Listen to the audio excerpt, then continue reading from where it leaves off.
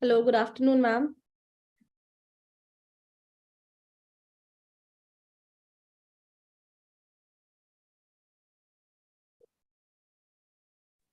Hello, good afternoon.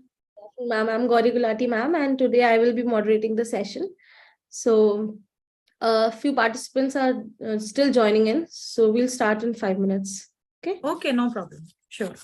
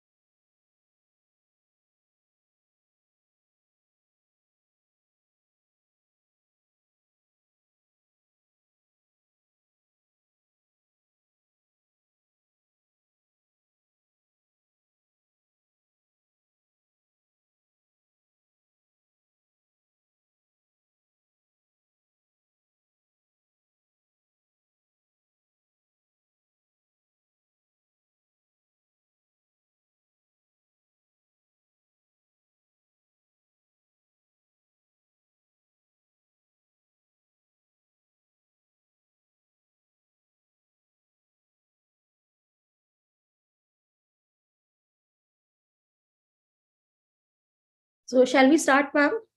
Participants are still joining in, but it's already 3 o'clock. So I think we should start. No problem. Yeah, Okay. sure. So good afternoon to our respected ma'am and all the participants. I, Gauri Gulati, welcome you all to the day 2 of the national level workshop, come 1 week faculty development program, organized by Guru Angad Dev Teaching Learning Center, a scheme under Pandit Madan Mohan Malviya National Mission on Teachers and Teaching, Ministry of Education, Government of India, powered by Deutsche Penal Group, a unit of Arjun Das Gulati Memorial Society. So now I would like to welcome Dr. Narendrajit Kaur ma'am, who will take a technical session with us on my e-class. So over to you, ma'am. Thank you so much, ma'am. Thank you. So I am going to share screen. So I'll just some steps of how to log into my e-class. First as PDF, and then I will give a demo, right? So I hope my screen is visible. Yes, ma'am, it's visible. Okay. So all the participants have joined in this FDP, that is 112, and which is from 9th to 16th January. So I'm here to show you the steps how to join my e-course, right?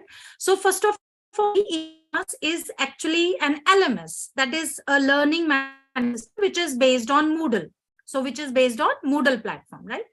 So the steps to log into my e-class are, first of all the participants who have joined this FDP must have received an email like this, right? So this type of email every participant has received if you have registered 2 or 3 days before, right? So in this email, you are provided with a my e-class link, and a temporary password is provided to all the participants, right?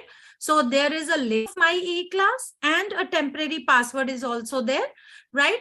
So what you have to do is just click on this my e-class link, right? And then you will be able to see this page of my e-class. So this is the same link which is provided to all the participants in the email IDs, registered email IDs, right? And when you click on this link, this new page will open, and this is the login page of this my e-class. Here, you will be able to see on the upper right hand side, there is a login tab, right? So you have to click on this login tab. Then you will be able to see this type of page on my e-class. This is the login page, right?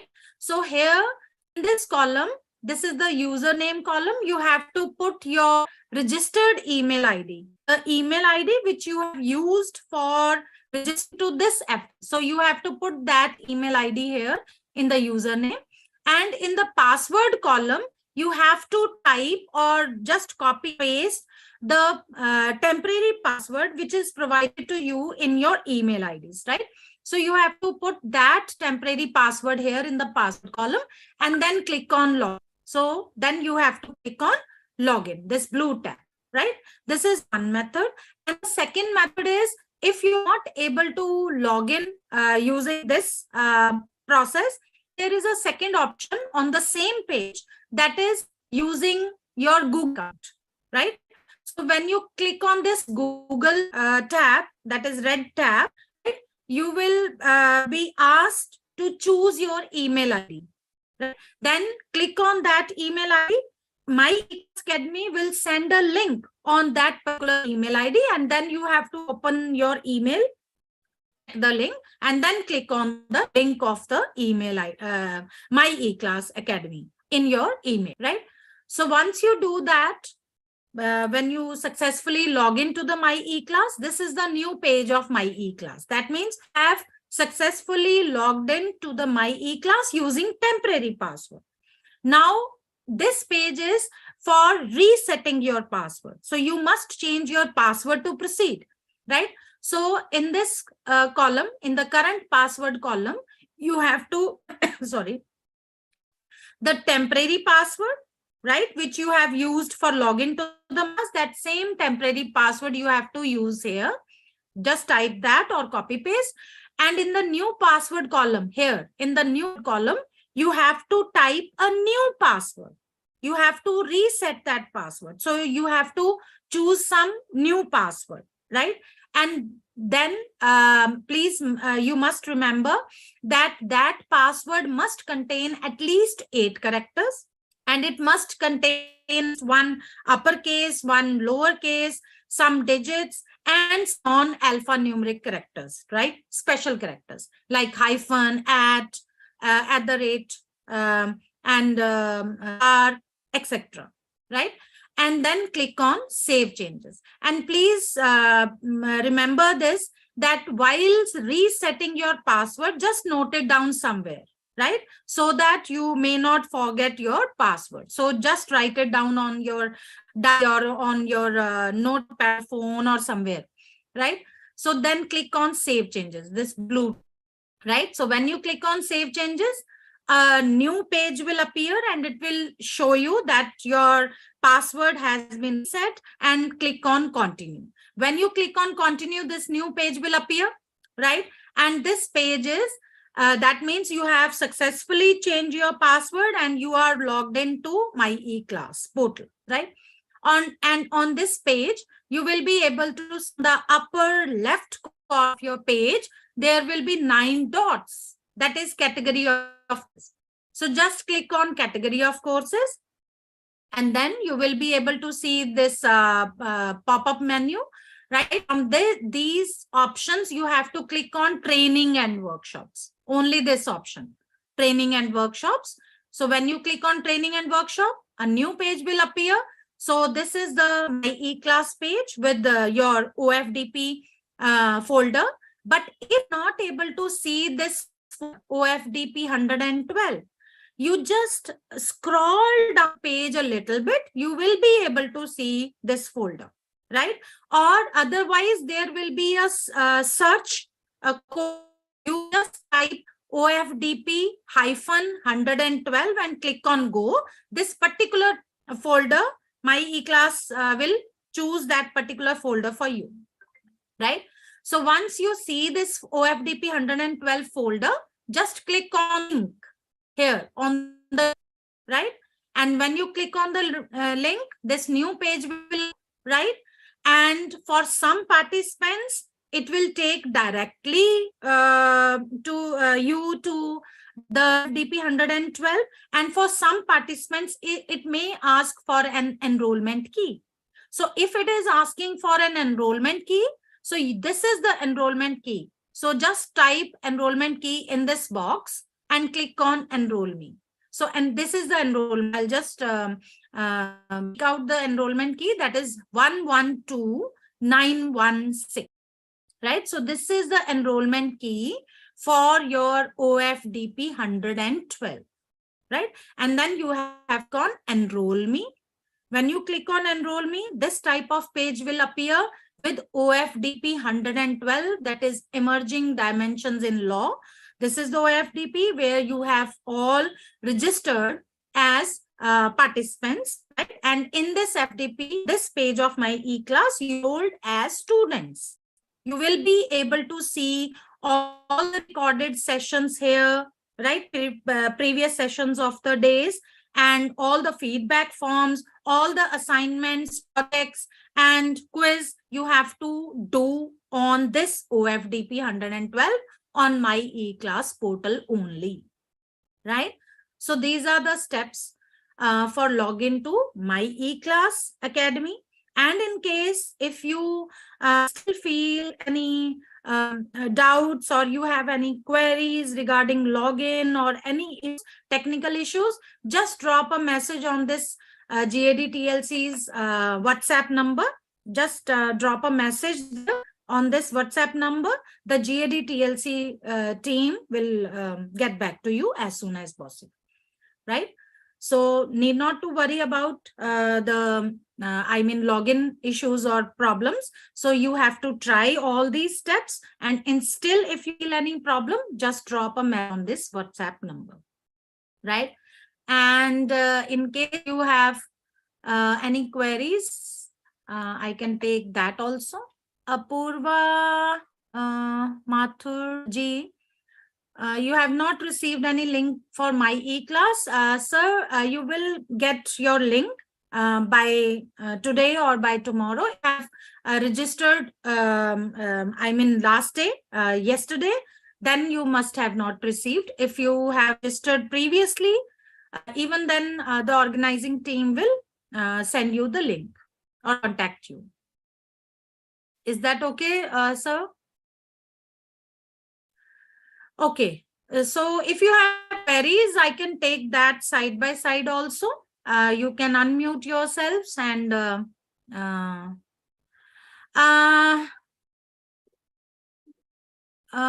yes, I'm not able to pronounce your name. Sorry. Yes, to clarify the steps. Actually, I'm to show the demo now, right? That is only the PDF, all the steps, and that PDF also will be shared with all of you in your WhatsApp groups, right? And I'm going to show you. I am going to give a demo that how to log into my e-class. And please remember, if you are an old participant of GAD TLC, if you have attended any workshops or FDPs or refresher course, etc., and you are already using my e-academy portal, right, then you need not have to follow these steps. Just use your old username and old password for login, right? Steps are only for the new participants, those who are new to my e-class, and they are just using this my e-class for the first time. No problem, Bhavna ma'am. Just drop a message on the WhatsApp number, right? I have already shared that GAD TLC now. Just drop your message over there. They will send an my e-class link, right? So now I'm going to share my screen again to show a demo, right? That how to log into my e-class. So I hope my screen is visible to everyone, right? So you can directly click on the link of my e-class academy on your email IDs, which you have received, or just go to any browser like Google or Firefox or anything and type my e-class academy, my e-class academy. So this link will appear. This is the same link which is provided to all the participants in their emails. So click on this link, my e-class, right? Page will appear. This is the my e-class page interface. If you see on the right hand side, there is a login tab. This is the login tab. I hope my mouse cursor is visible to everyone, right? In case of any doubts, you can ask any query. Dr. Itishri Mishra ji, if you have received any link, just wait for today, or the GAD TLC team organizers will send you a link by today or by tomorrow. And if still you are not to receive that, then just drop a message on the GAD TLC number. I will share that number in the WhatsApp group, in the Zoom chat box also. So click on this login tab, right? So when you click on login tab, this log of my e-class will appear.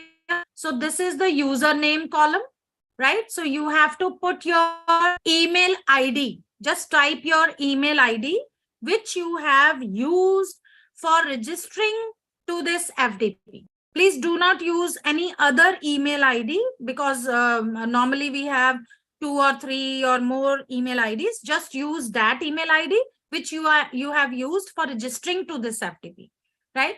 Just type that email ID here in the username, and in the password column, type the temp password which is provided to you in your email ID. So I am putting that temporary password here, right? So click login. Just click on this blue tab, login. right? And if by doing that, you are not able to log into the My eClass, you can use this second option also. That is, you can click on the Google tab and it will ask you to choose your email.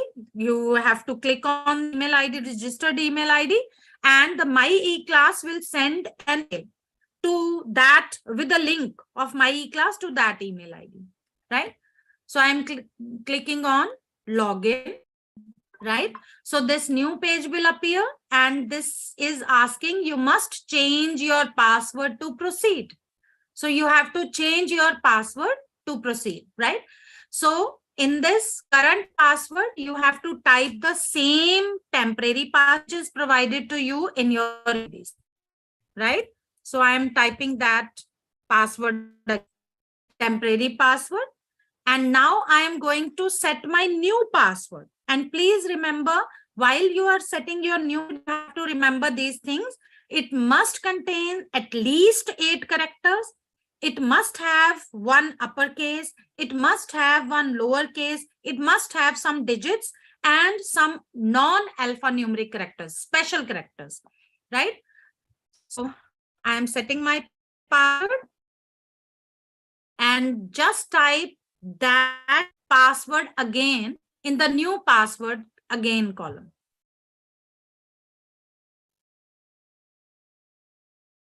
And then you have to click on Save Changes. This blue tab, that is Save Changes, right? So when you click on Save Changes, see, this new page will appear and it is saying password has been changed. Right? You have successfully changed your password, and please note it down, that password which you have resetted it, right? Just write down somewhere on your copy diary or notepad, right? And then click on continue. So when you continue, this new page of My eClass will appear, and see, I'm not able to see OFDP 112, right? So if I'm going to scroll down a little bit, I will be able to see the OFDP 112. This is the OFDP 112 because I have attended so many GLC workshops and FDPs, right? So there are so many folders of all those FDPs and workshops. So you have to just scroll down a little bit. We'll be able to see the OFDP 112 folder, right? So this is the folder, or there will be some search course column. You can type OFDP 112, right? And click on go. So this is the link. So you have to click on the link, not anywhere else, right? So you on the link. So when you click on the link of OFDP 112, see, I directly got logged in to OFDP 112. It is not me for any enrollment key. But for some participants, it may ask for an enrollment key. So then you have to type the enrollment key, right? Which I have shown in the PDF, right? So if page appears, that means I have successfully logged in to the OFDP 112 folder, right, on My eClass platform, right? So this is the OFDP 112. You have to log into this OFDP 112 on My eClass. You will be able to see all the recorded sessions. Organizing team has not yet uploaded any recorded session here, but they will upload in a day or two all the recorded sessions of your days. There will be feedback forms, right? And any assignment or project or quiz which you have to do to complete this FTP, that will also be provided here. And photo ID submission, right?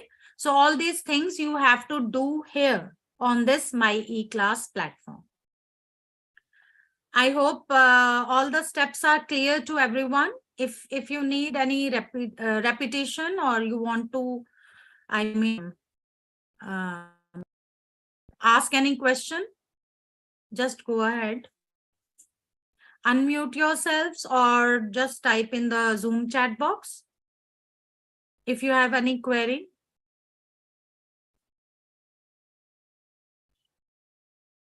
So those who have not received any link on my e-class, just look out all the folders, including spam also, right? Just check once all the folders. And still, if you have not received any email, and if you have registered only a day or tomorrow, yesterday or day after, day before yesterday, then you won't be able to receive the on my on email ID. So you will be able to get all the my e-class link and password, etc. Right? So if you have any queries, please ask for login or any issues regarding e-class, or I'll go for the further demo of upload assignments and project, etc. Participants, if you have any problem, you can ask ma'am right now, because this is the software you will be working on for these 8 days. So अगर आपको कोई problem है, आपको कुछ पूछना है, you can ask. You can unmute yourself and ask your question. I think they have not tried for login to my e-class. Yeah, please unmute yourself and Sujay join. Ma'am, Good afternoon, ma'am. Hanji, one by one, please. Yeah. Hanji, good afternoon, sir. Ma'am, I did not, I was one among those who joined this program last. Okay. So I haven't received that mail to join the... Okay, sir. Just wait for, I mean, today or tomorrow, you will be able to receive the link. Okay. All right. And all these steps are compiled in F, and it will also be shared in your WhatsApp groups also. Okay, ma'am. So there's nothing that we need to do right now? Just wait for these links on WhatsApp? No, you have to listen to this session carefully. Yeah, that is... That you will be able to log into my e-class later on. All right. Right? If you have not received any link. Okay, ma'am. Right?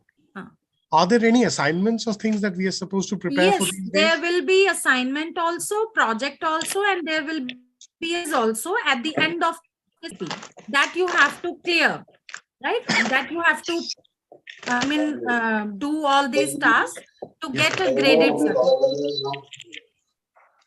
All right? Yes, ma'am. Okay, ma'am, can you just tell me that how we can generate our password? If we don't get the link, how a password will be generated? Ma'am, I just showed all the steps and I have given the demo just few minutes.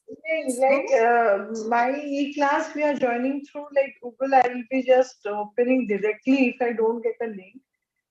Once coming, I will be putting my registered mail ID for this program. Okay. And what will be the password? That's my question. You are a new participant for this FDP for GADTLC? Yeah. Okay. And when you have registered for this FDP?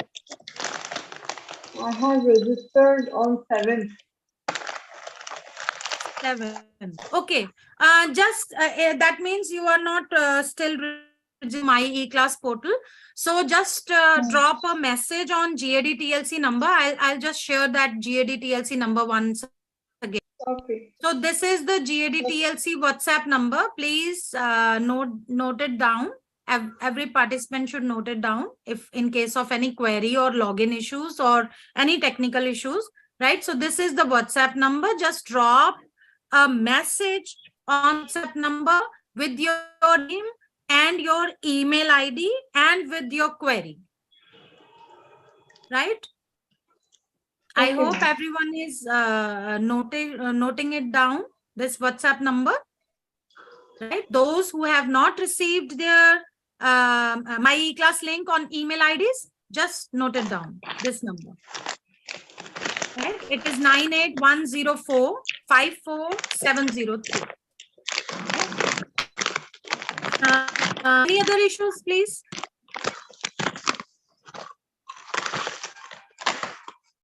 Yes. Okay. So now I am going to share my screen again. I'll show you a demo that how you have to upload your assignment, project, and how to attempt quiz on my e-class, right? So I'm sharing my screen again. So it is just a demo course. It is not that OFDP 12 FDP, just a demo to give you a view of how to upload your assignments, projects, and how to attempt quiz on my e-class portal, right? OFDP 112. So as I already showed you on OFDP 112, there will be a link for uploading of assignments, projects, etc. So for uploading your assignment, you have to click on the assignment link like this one. And you will be able to see this type of page, right? And there will be a sample for that is a template, Word template for assignment, right? If you click on this, right, it will get downloaded on your system, right? It gets downloaded on your system. You have to just open that Word format, Word template, just edit whatever is in your assignment. You have to do that in your Word document, save it with your name and OFDP code, etc., right? And then you have to upload that document on this My eClass portal, right?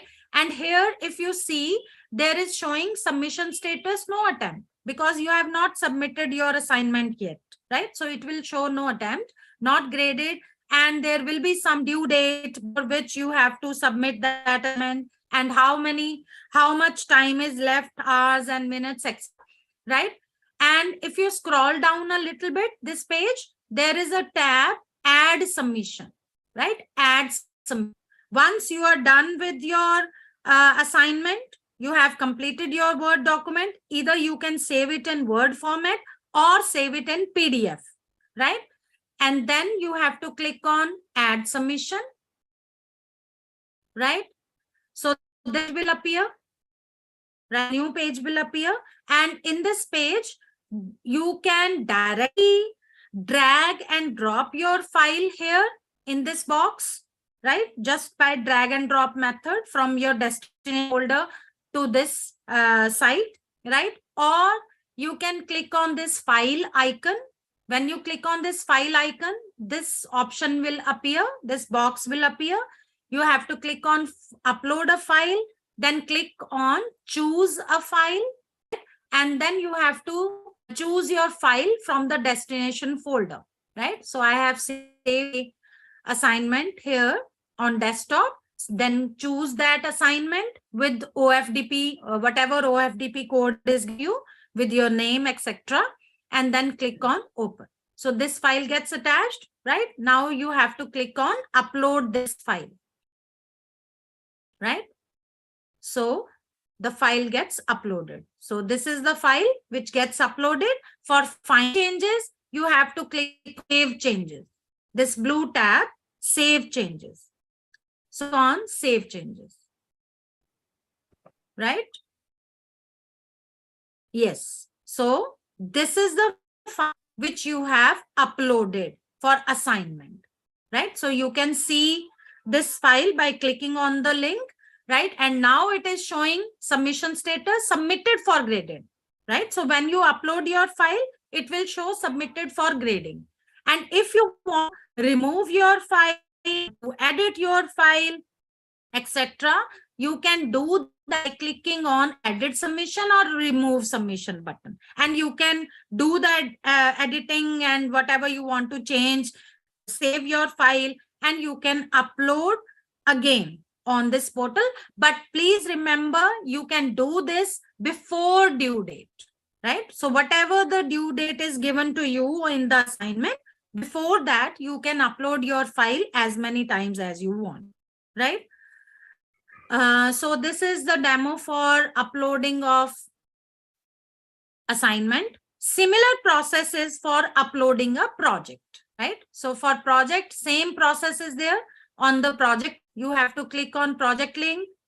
There will be a some template in the Word format for project. When you click on the template link, it will get downloaded on your system. Open the Word document, do the changes in the Word document, right? Whatever is asked in project, do that and save it in the Word format or the PDF. And again, on the project, it is showing that no attempt, that means you have not uploaded any file. And if you scroll down a little, there will be a add submission button. So same steps are for uploading any file. It is assignment or it is project or it is photo ID submission. All the steps are same, right? So add submission, you have to click on add submission. And directly you drag and drop your file here in this box, or click on file, upload a file, then click on choose file, right? And just choose the file from your destination folder and click on open, right? And then click on upload this file, right? So when you click on upload this file will get uploaded, right? So this is the file, project file, which I have uploaded for the project submission. Then on for final submission, you have to click on save changes. Then click on save changes, right? So see, this is the file which you have uploaded. If this link appears, that means you have successfully uploaded your file, and now it is showing submitted for grading. Again, you can edit submission, you can remove submission, remove your file, you can edit your file and upload it again, but before due date. So,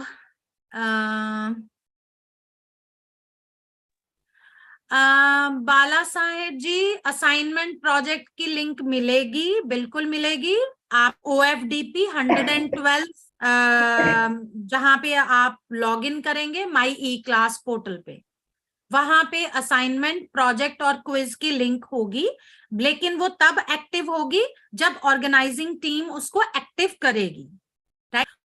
active करने से पहले सारी आपको information उसकी सारी तो बताएंगे कि कब आपने असाइनमेंट अपलोड करना है, क्या असाइनमेंट है, कैसे करना है और क्या ड्यू डेट होगी, राइट? तो वो सब कुछ आपको बताया जाएगा, असाइनमेंट के बारे में, प्रोजेक्ट के बारे में, क्विज के बारे में, right?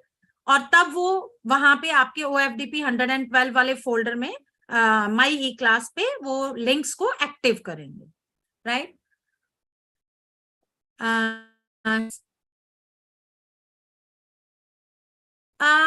think the organizing team has recorded this session, if I'm not wrong.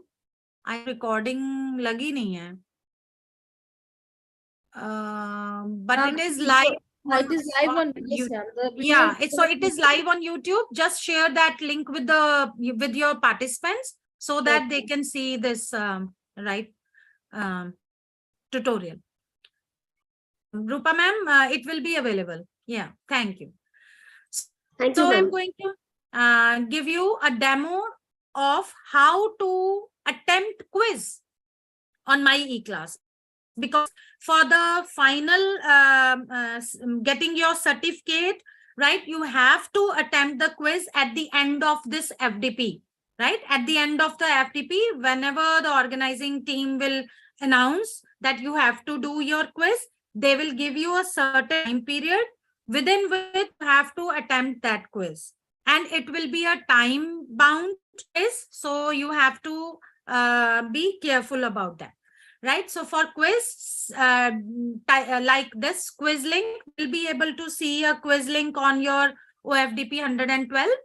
So you have to click on the quiz link. So this type of page will appear and it will show you how many attempts are allowed. I mean, it is written here 2 attempts, but they may give you one attempt, right? So the starting date of the quiz, the closing date of the quiz, all that will be here, and the time of the quiz will be given here, right? So all the information is provided, and before attempting that quiz, organizing team will also give you all the information about the quiz, right? So if you are finally ready to attempt a quiz, then just click on attempt quiz now. This tab, attempt quiz now. If you feel that ready to attempt the quiz, right? Because once you click the attempt quiz now, have to complete that quiz in a certain period, 20 minutes or 30 minutes or 40 minutes, whatever time is provided to you. Click on attempt quiz, then click on start attempt, right? So these are just demo questions, just to show you that how to attempt a quiz, right? So this type of questions will appear, and a multiple choice question. So for that question, you have to choose the right option, right? For example, I'll just randomly choose any option, and then you have on next page, right?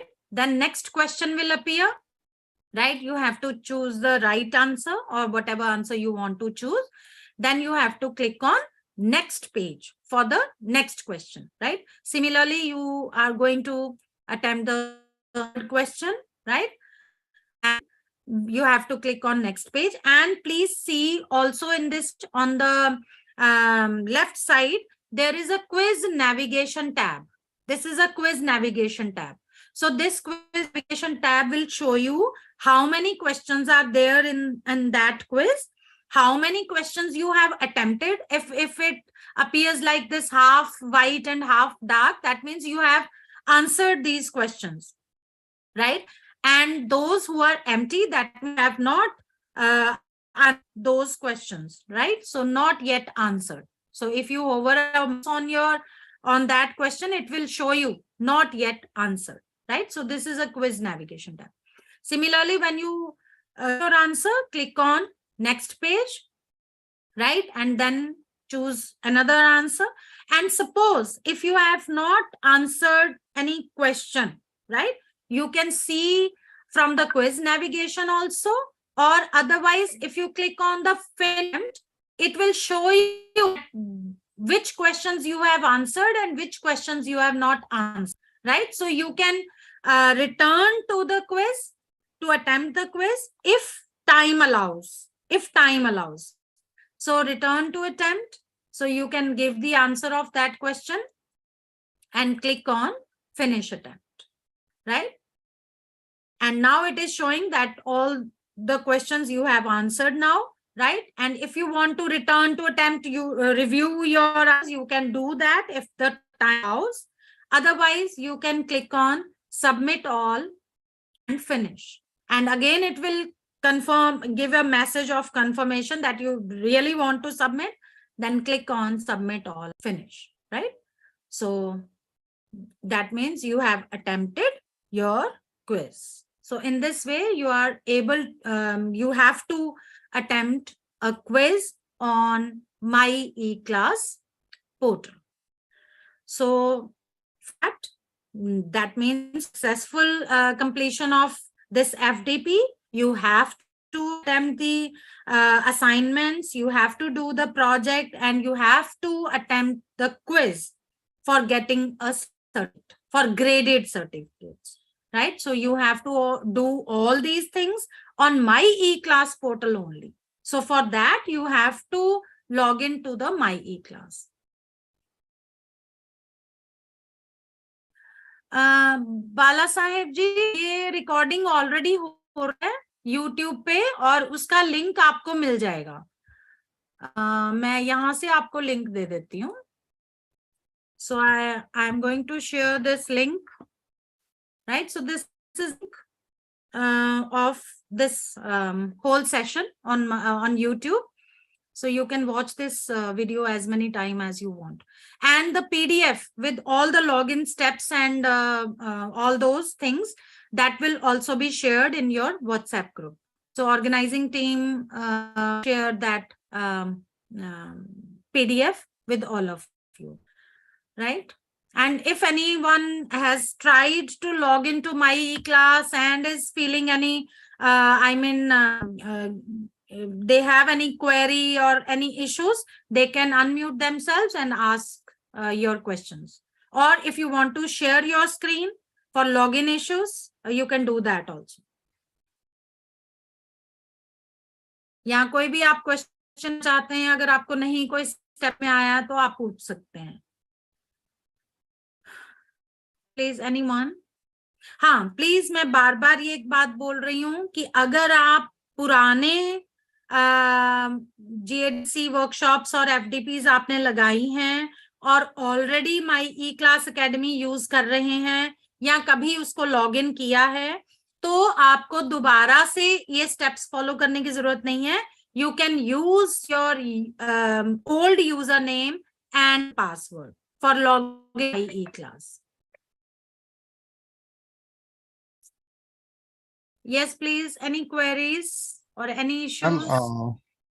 Yes, sir. I had done this session probably a couple of years back, pre-COVID. Okay.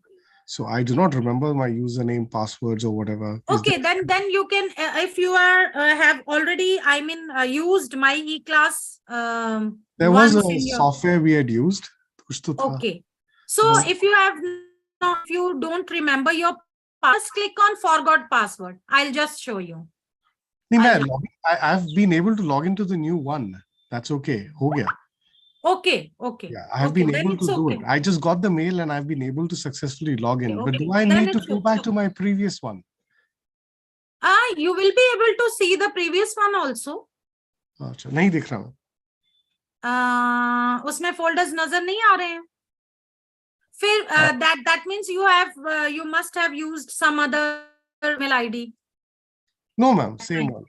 Same email ID. Okay. Yes, ma'am.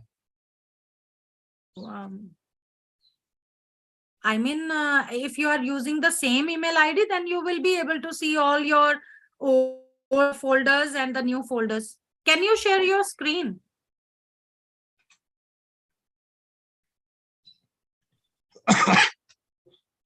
So, can you able to share your screen?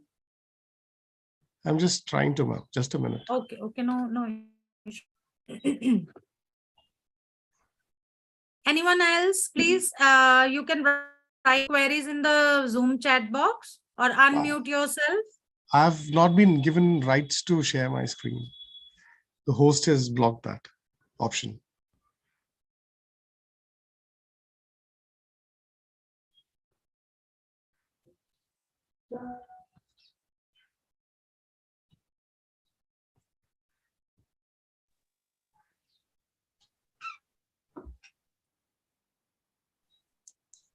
Ma'am, I have a question, ma'am.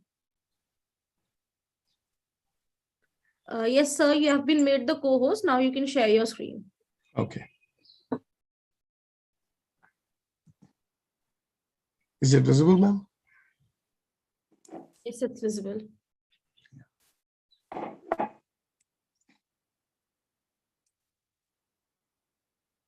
मेरी light चली गई है तो इसलिए मैंने अपना camera बंद कर दिया है। जी मैम, आपको मेरा स्क्रीन दिख रहा है? हाँ जी, हाँ जी, हाँ जी, बिल्कुल। So Okay, so only one folder is visible. yes. So I don't know what's the problem, but no problem. You have to just concentrate on this FDP only. बिल्कुल मैम, ठीक है। Thank you so much. हाँ जी, welcome. Any other issues, please? Madam, I have an issue. हाँ जी, please. It has been said that, as you said, that we'll be moving how to submit our assignment. Okay. Yes. So, after that, after general, you have an option how to submit your assignment, but I'm not getting that option over here. Yes, ma'am. That I also told you that it is active only when the organizing team will get it activated. Okay. Okay, ma'am. Okay. So before that, the organizing team will announce all the details about the assignments, project, and quiz, etc. Okay, ma'am. Thank you very much. Right. So it is not active yet. Yeah. Because Thank अभी you very much. FDP का तो एक ही दिन हुआ है ना, अभी 2-3 दिन तक वो आपको असाइनमेंट्स और प्रोजेक्ट्स के बारे में बताएंगे। अच्छा। हाँ हाँ, ठीक है ma'am, thank you very much. और क्विज भी आपका FDP खत्म होने के बाद आपने अटेम्प्ट करना है।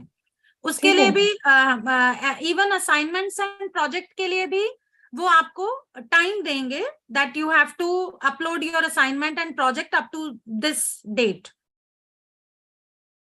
ठीक है मैम, थैंक यू मैम। हाँ जी। Yes, any other query please?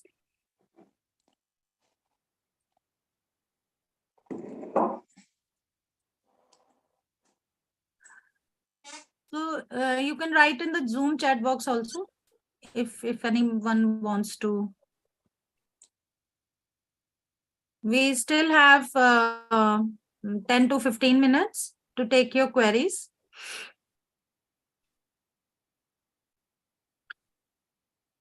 यहाँ कोई स्टेप नहीं पता लगा है तो भी आप पूछ सकते हैं।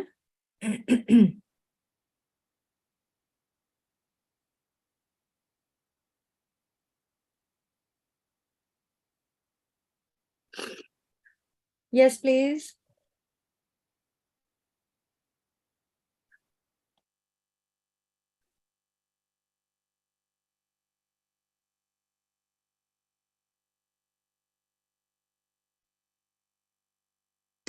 मैम अभी तक सब फोल्डर्स एम्प्टी हैं, रिकॉर्डेड सेशन भी एम्प्टी हैं? हाँ जी, हाँ जी, अभी तक ऑर्गेनाइजिंग टीम ने रिकॉर्डेड सेशन अभी अपलोड नहीं किया है क्योंकि जो रिकॉर्डेड सेशंस होते हैं ना उनको एडिट करके अपलोड करने में टाइम लगता है। ठीक मैम। तो मैम, वो हमने आज शाम तक अपलोड कर देंगे डे 1 के। जी, हमने वो फीडबैक फॉर्म जो कल के सेशन का था वो भर दिया है। हाँ, देन इट्स ओके। वही फीडबैक फॉर्म्स मतलब आपकी ये OFDP 112 वाले फोल्डर में भी अवेलेबल होंगे इन केस अगर किसी ने नहीं भरा हो तो। ठीक मैम, अभी तक वो नजर नहीं आ रहे हैं। हाँ, अभी नहीं, अभी ऑर्गेनाइजिंग टीम ने अपलोड नहीं किए। ठीक ma'am, thank you so much. हाँ, don't worry, all these links will get activated by a day और 2। Okay ma'am. या Ma'am, there were two kinds of options that users could have. One was the one with permission, one is the one without permission. तो जो without permission वालों के लिए कह रहे थे कि they have a longer time to submit their assignments. Oh, okay. Yes, I'll clear that. If you have taken your duty leave, right, to attend this FDP, then you have only, I mean, this week, end of the week to upload all the assignments, project, etc. Yes, right? And if you have not taken your duty leave and you are choosing a flexible mode, right, yes, then yes. one extra week is given to those participants. Thank you so much, ma'am. Thank you. Right. Ma'am, I'm trying to log into my e-class. So do I need to change the password for that? Am I audible, ma'am?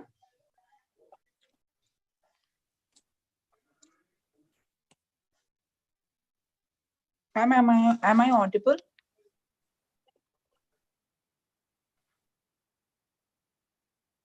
Ma'am, you're audible, but I think there's some issue with Rinderjeet Kaur ma'am's network, I think.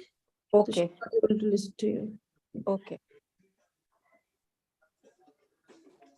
So I just needed to inquire, do I need to change the password before proceeding to log in? Yes, ma'am, you can do it. Okay. I'll just try, and if there's some issue, I'll just get back with that. Okay.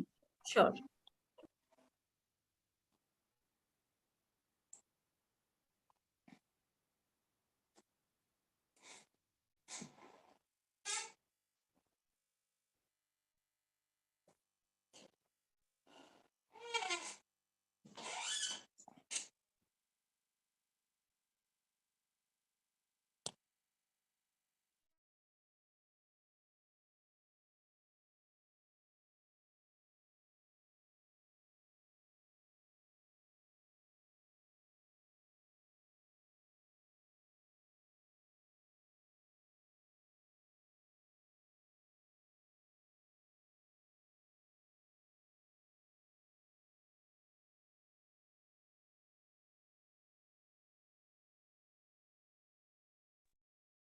Hello. Sorry, I got disconnected. Yes, someone was asking I mean something. Hello, am I audible? Yes, ma'am, you're audible, ma'am. Yes, yes. Some was asking something and I got disconnected in between. Yes, ma'am, Yes, they were yes, asking about, Yeah. actually, tell your question yourself. Yeah. The question was that do I need to change the password before proceeding for logging into the class? Yes, that is just a temporary password. So you have to change your password for Okay. further, right? Yeah.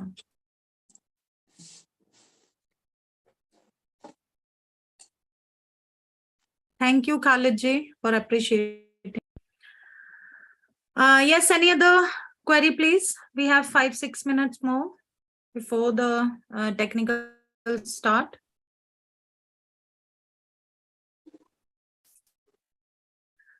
So if any participant is old user of My eClass Academy, then please use your old usernames and passwords, right? So then you have to change your passwords again.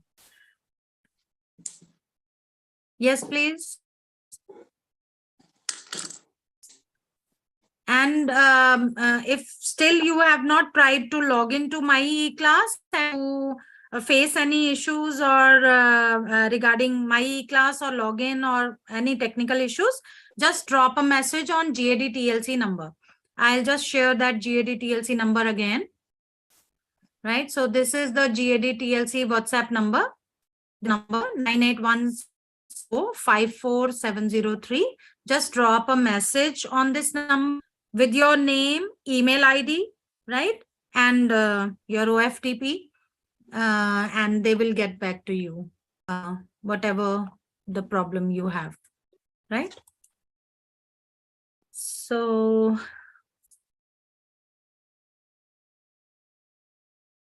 yes, ma'am, I don't think there are any more queries or issues.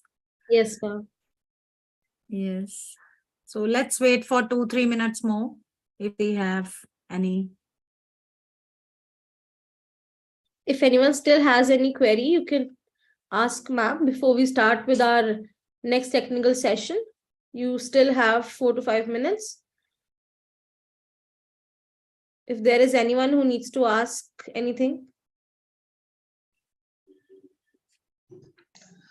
Good afternoon, ma'am. Yes, This is ma'am. Pranita Srinivas here. Ma'am, I had a small thing like, actually, I have just now, I'm trying to log in into my e-class. The first screen that is being shown is my e-class. So then I'm not able to get it like exactly where do I go in for login? Can you share your screen quickly? Actually, ma'am, it is on a different device. So because of which probably I may not. 1 minute, ma'am. Probably I can just turn the video to that side. Just 1 okay. minute.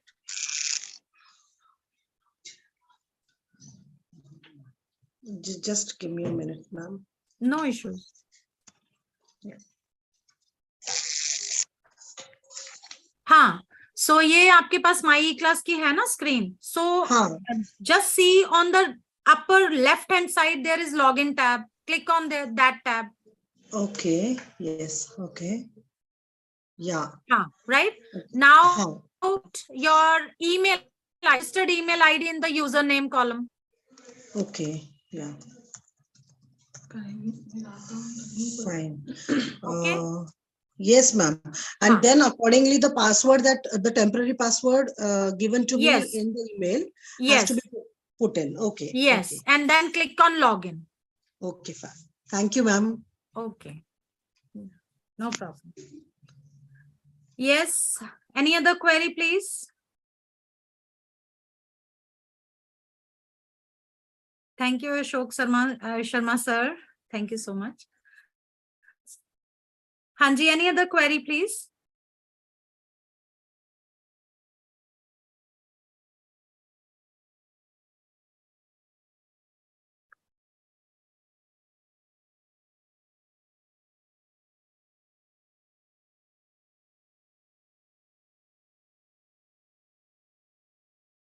So I don't think there are any more. Yeah.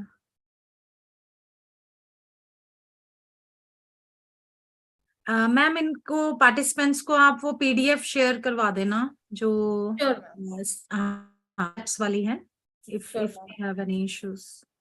Just after the technical session, we'll share the PDF on the WhatsApp group.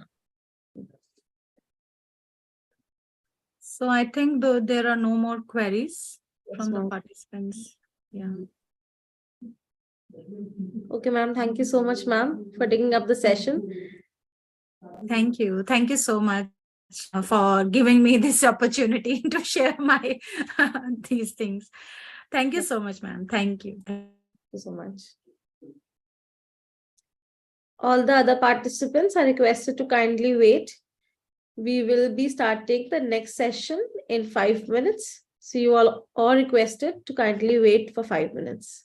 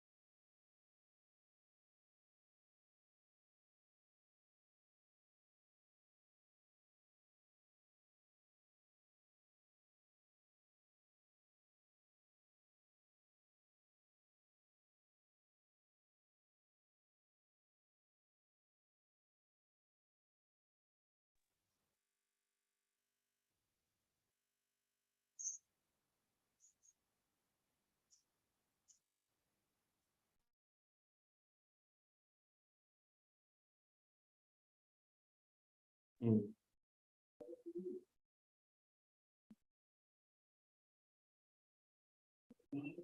evening, sir. Hello. Yes, sir. You're audible, sir.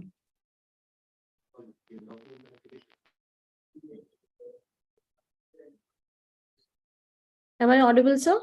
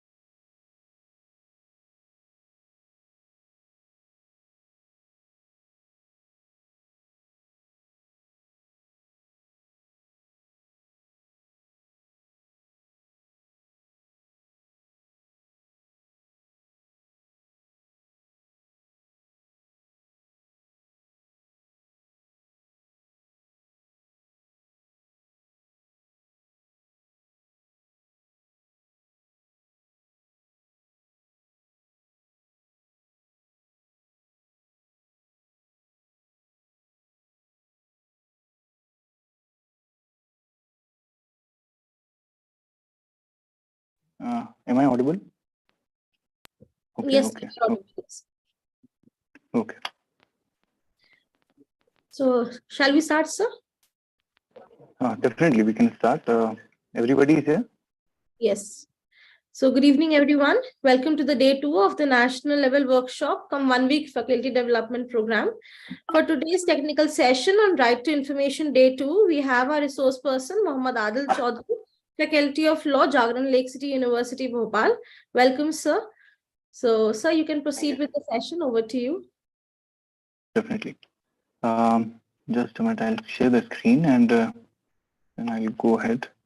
Sure, sir.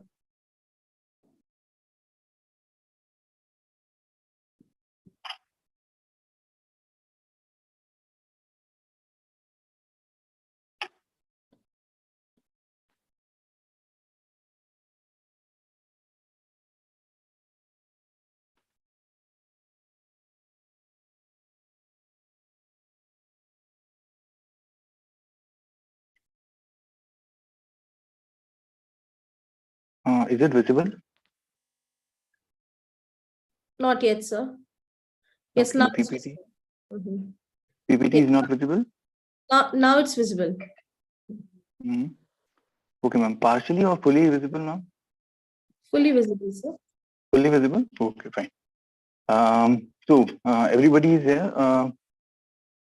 Hello, everyone. I'm very thankful to my head, Mr. Devanshu Srivastav, for giving me this opportunity. And Sir Gaurav for organizing this wonderful, giving this platform to us so that we can meet from remote areas as well, from far distance, we can share the knowledge. I would like to know that please, I want you people to participate and also to do not have this kind that we'll have a monologue. I want a little bit of interactive session if possible. And I just wanted to know that yesterday what was what background or what basics do you know about the RTI Act, so we can proceed further with the advanced matter of the RTI. May I know that what understanding you have about the RTI Act? Hello. Hello, ma'am. Am I audible? Yes, sir. It's audible. I am Dr. Charasri from Odisha. Okay. Sir, yesterday the classes are on RTI. We have gone through the practical problems we have faced on this RTI, and what are the sections and provisions are there which is exempt about that, and implementation of RTI. All those things we have gone through. Okay, so you people all are well versed with the provisions of RTI, right? Provisions and practical issues also we have discussed on those points. So okay, if others are a little bit not aware of it, then we will go with the basics and we'll go for with the basic understanding. After that, the relevant provisions. Obviously, in 2 hours we cannot go throughout the whole provision. We'll also go with the amendments, proposed amendments which were proposed by the government, but they were not being implemented, or that which cannot become the law. Now, after that recent amendment of 2019 that was discussed, no?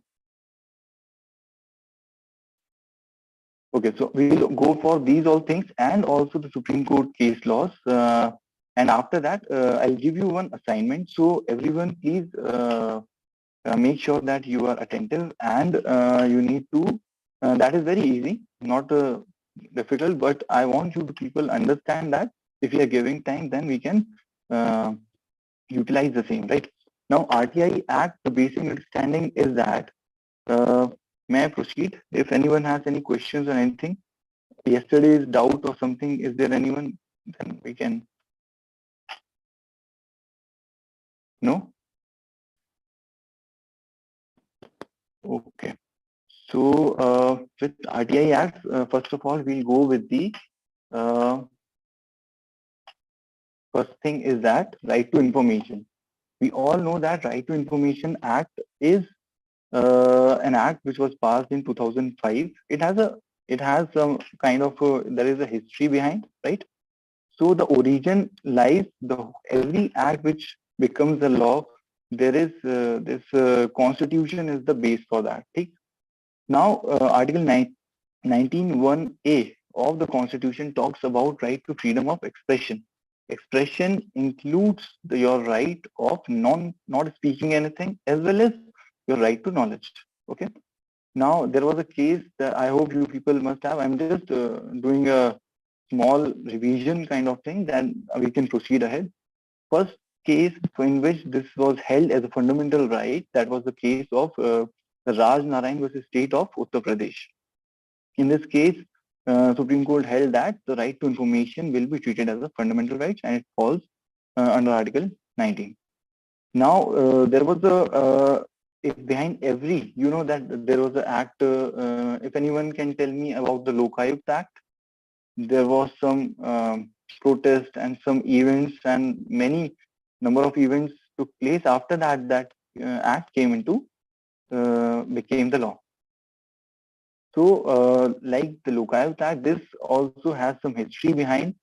The first, I'll not discuss or go into the deep in that case. The first matter was when the Mazdoor Kisan Shakti Sangathan has started. They did a campaign for the same, that we want right to information long back in 1994.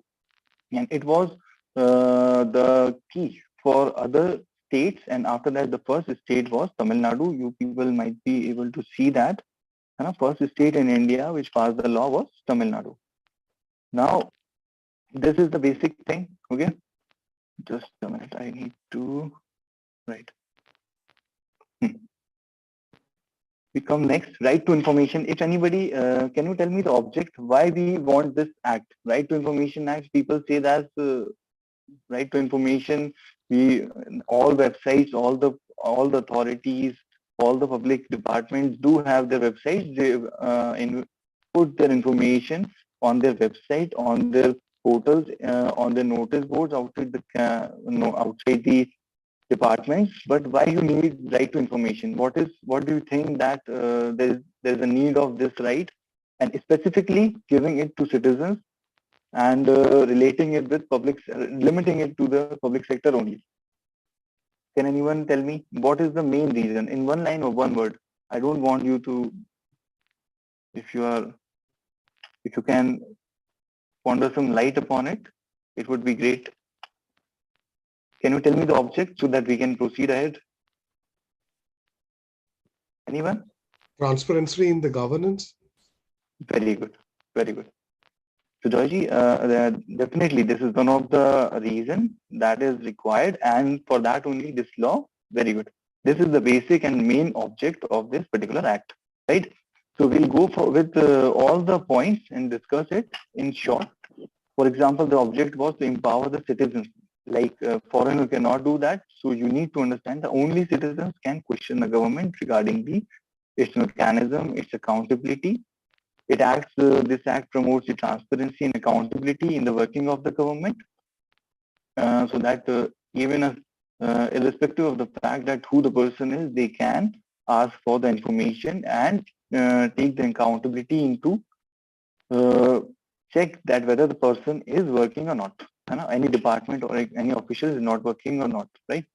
The act also helps in containing the prevention in government. So it is definitely transparency is there, then there will be no corruption or least corruption. And the act is for the betterment of citizens, so that they keep vigil or surveillance on the departments, right? So I hope this is clear. This is very clear about it. Now, object again, that why we need this act. This is all covered already there. So I'll briefly, very shortly, that in short, this act provides time limit, deadline, that if a person want any information from the government department. Before that we proceed, I want to know that uh, this act applies to which departments? All the government, central, state, or whether it applies to private or only to public departments? Anybody could yes or no, or just say that yes.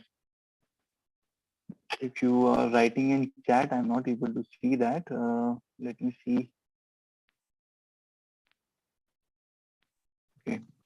You Under can. section 2, under section Yes. 2H, it applies to all public authorities, that is all government departments, executive, legislature, and judiciary branches. Virendra Kumar ji, right?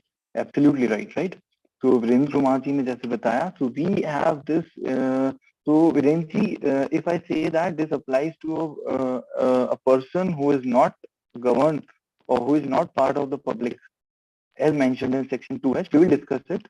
So will this act apply to that person or that private organization or not? Yes or no? Only this much. Well, it applies to NGO also under this 2H. There are 4 different categories. So recently, there is a judgment of Honorable Supreme Court.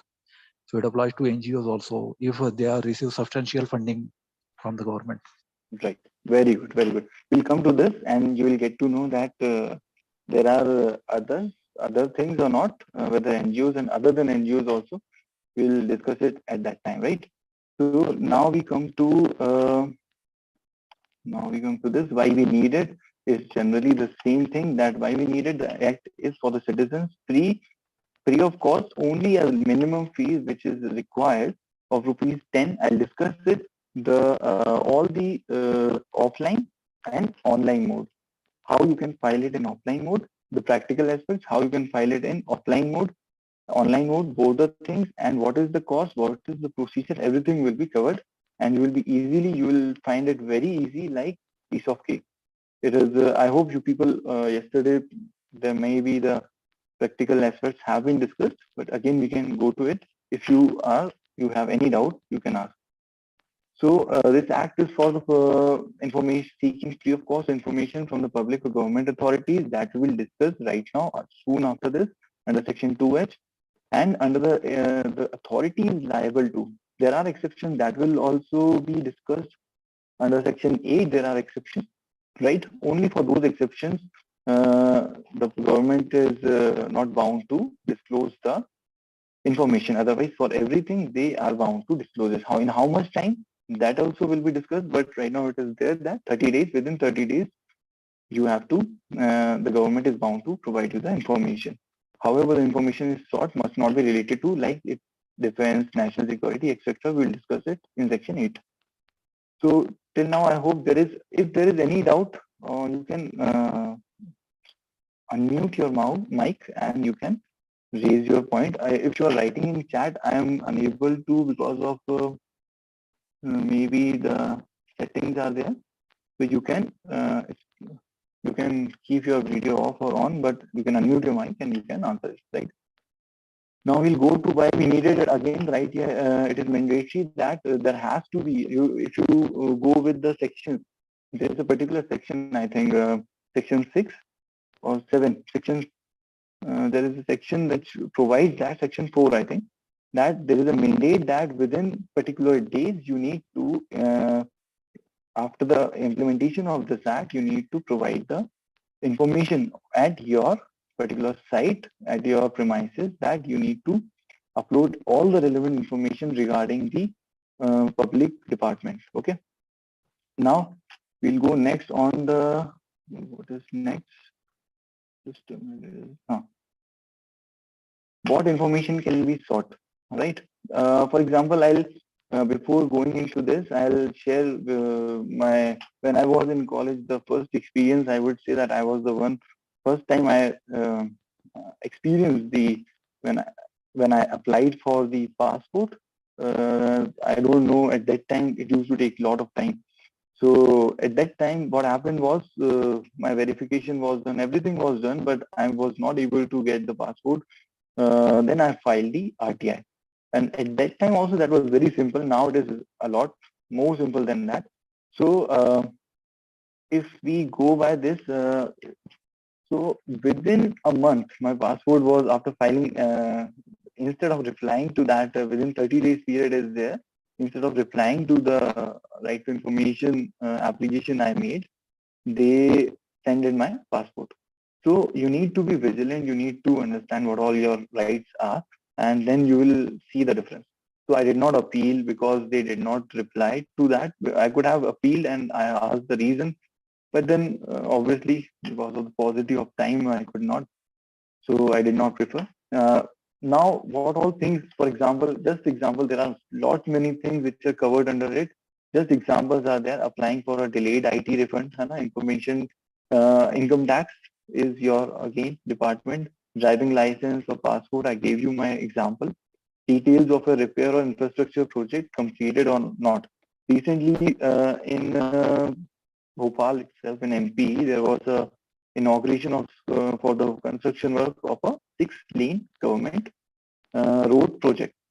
Now the CM announced that if this project will be completed, for example, within 2 years, and if the same will be finished before the deadline, the person who is being given tender to complete the same will be given bonus and extra reward for the same.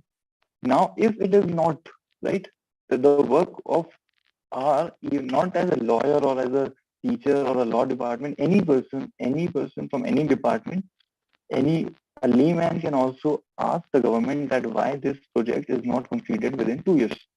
So you can file your RTI, right to information, and they have to respond you within 30 days. If they do not respond, I will deal with that. What is the consequences? What all will be the procedural aspects?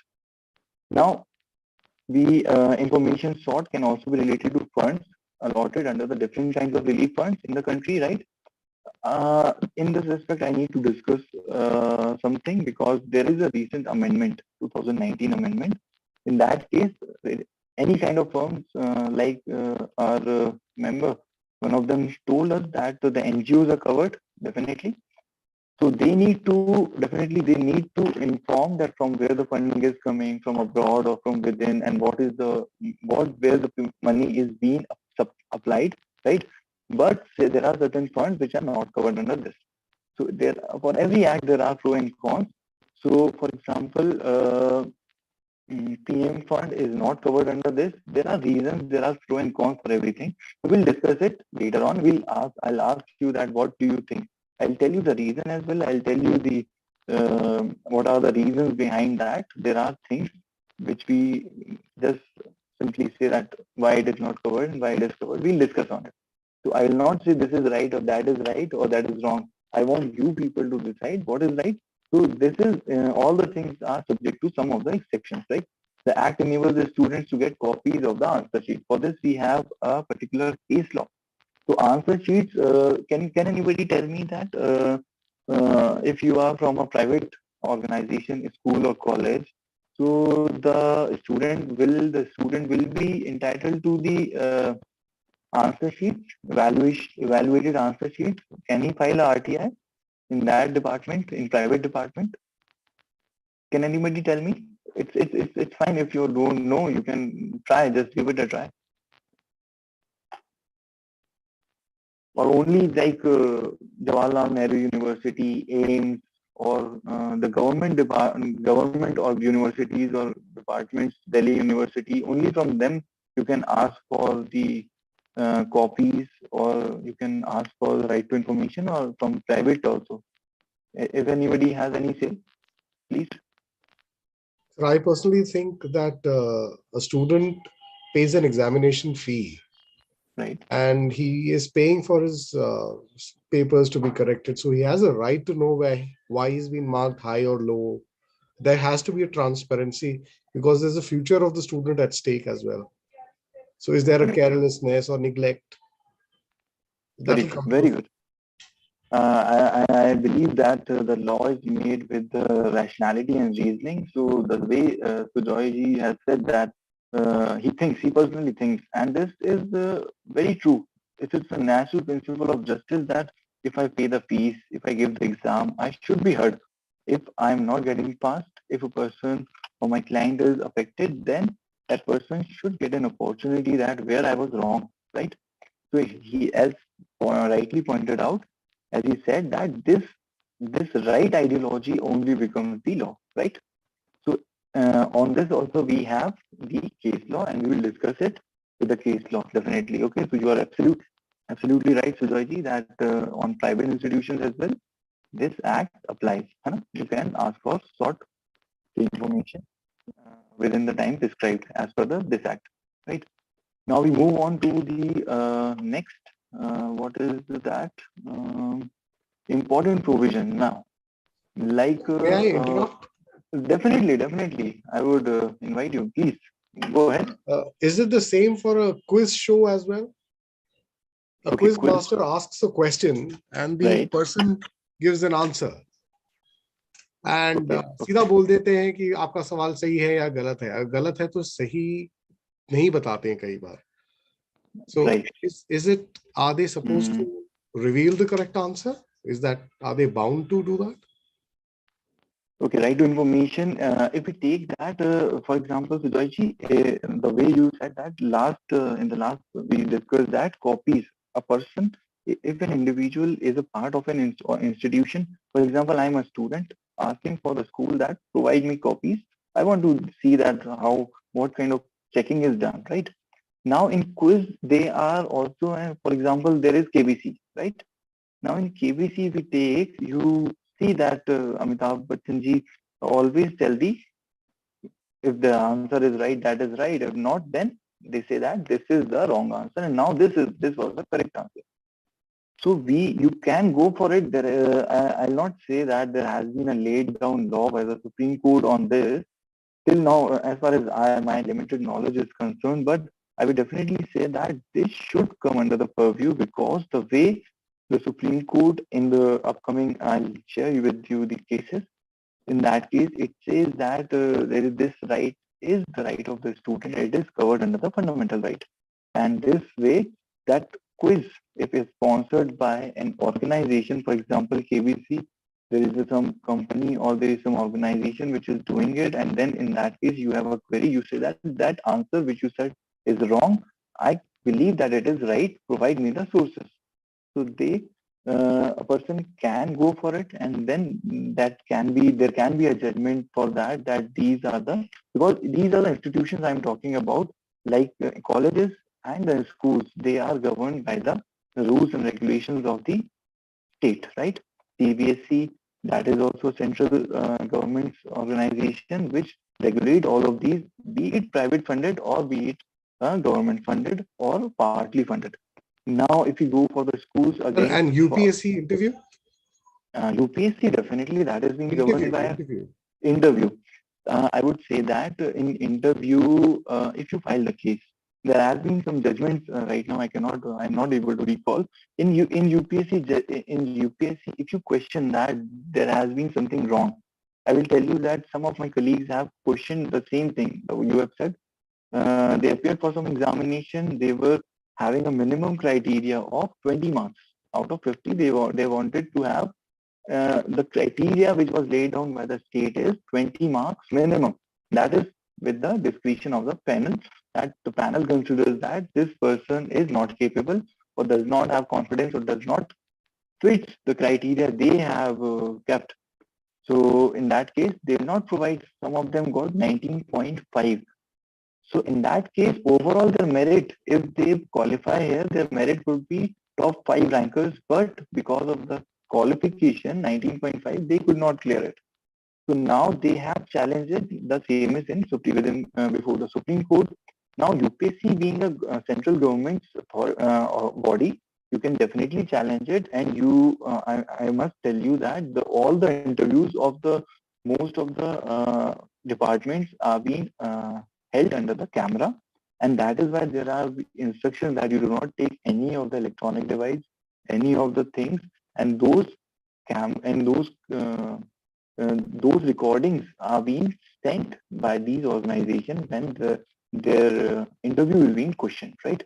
So you definitely have the right. You can go for and you can challenge the same, and you can ask the court to maybe they will not provide you the video, but the court can analyze and the court can decide that whether this person has rightly answered or not, right? So definitely you can go for it. But being, for example, your interview is there and my interview is there. We both are the participants. If you're asking for my interview video recording, or you say that that person has been wrongly selected, they will not share with you. We'll go deal this thing under the section 8. Under exceptions it falls. Personal information of a particular person, they will not share. But if your thing, you ask for your details, they should provide it unless and until there are rules and regulation which give them the discretion, right? Otherwise, they need to. Okay. So I think someone's mic is Dr. Pallavi. Please, I'm muting you. Okay. You can unmute you whenever you want to ask question, right? Now, can we proceed? These are the things till now. This is general, very general, right? Now we proceed with the RTI Act with the provisions. Virendra Kumar ji has said that public authority. Now we'll go with that. Section 2H of 2005 Right to Information Act talks about the public authorities. Very, very simple. Sir, before going further, I would like to add something to what you have said. Definitely. Virendra ji, please go ahead. I am RTI resource person of Uttarakhand Information Commission in Dehradun. So I would like to narrate some judgments of Supreme Court regarding this answer books. The first one is, of course, by CBSE versus Aditya Bandyopadhyay, 9th August 2011. So in that, every student has the right to view his or her evaluated answer sheets as far as the model answers are concerned. So if it is an exam, say information that already exists in material form under section 2F, then it comes within the information. If it does not exist in material form, मतलब भौतिक रूप में वो सूचना उपलब्ध नहीं है, तो वो सूचना नहीं मिल सकती.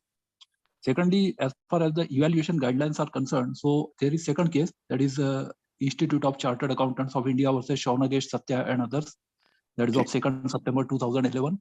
So in that, the evaluation guidelines and other things were sought to be disclosed, and the Supreme Court ordered that this should be given by the say ICAI to the candidates. As far as the UPSC question is concerned, so there are say 3 to 4 different important judgments of Supreme Court related to public service commissions.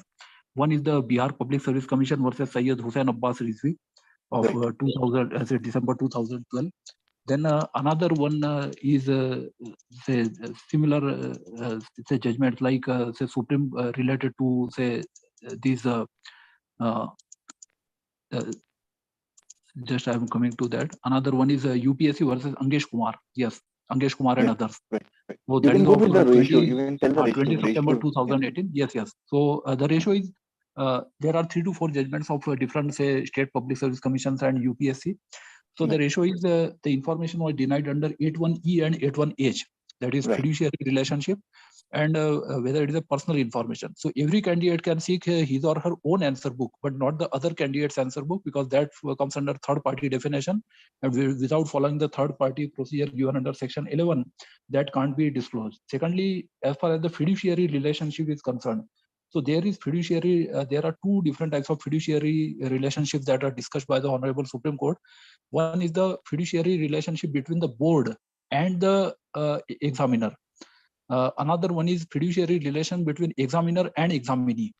So since the answer books remain in custody of the say examiner for some time, so the fiduciary relationship ends when the answer books are submitted to the board or the say examining body by the examiner.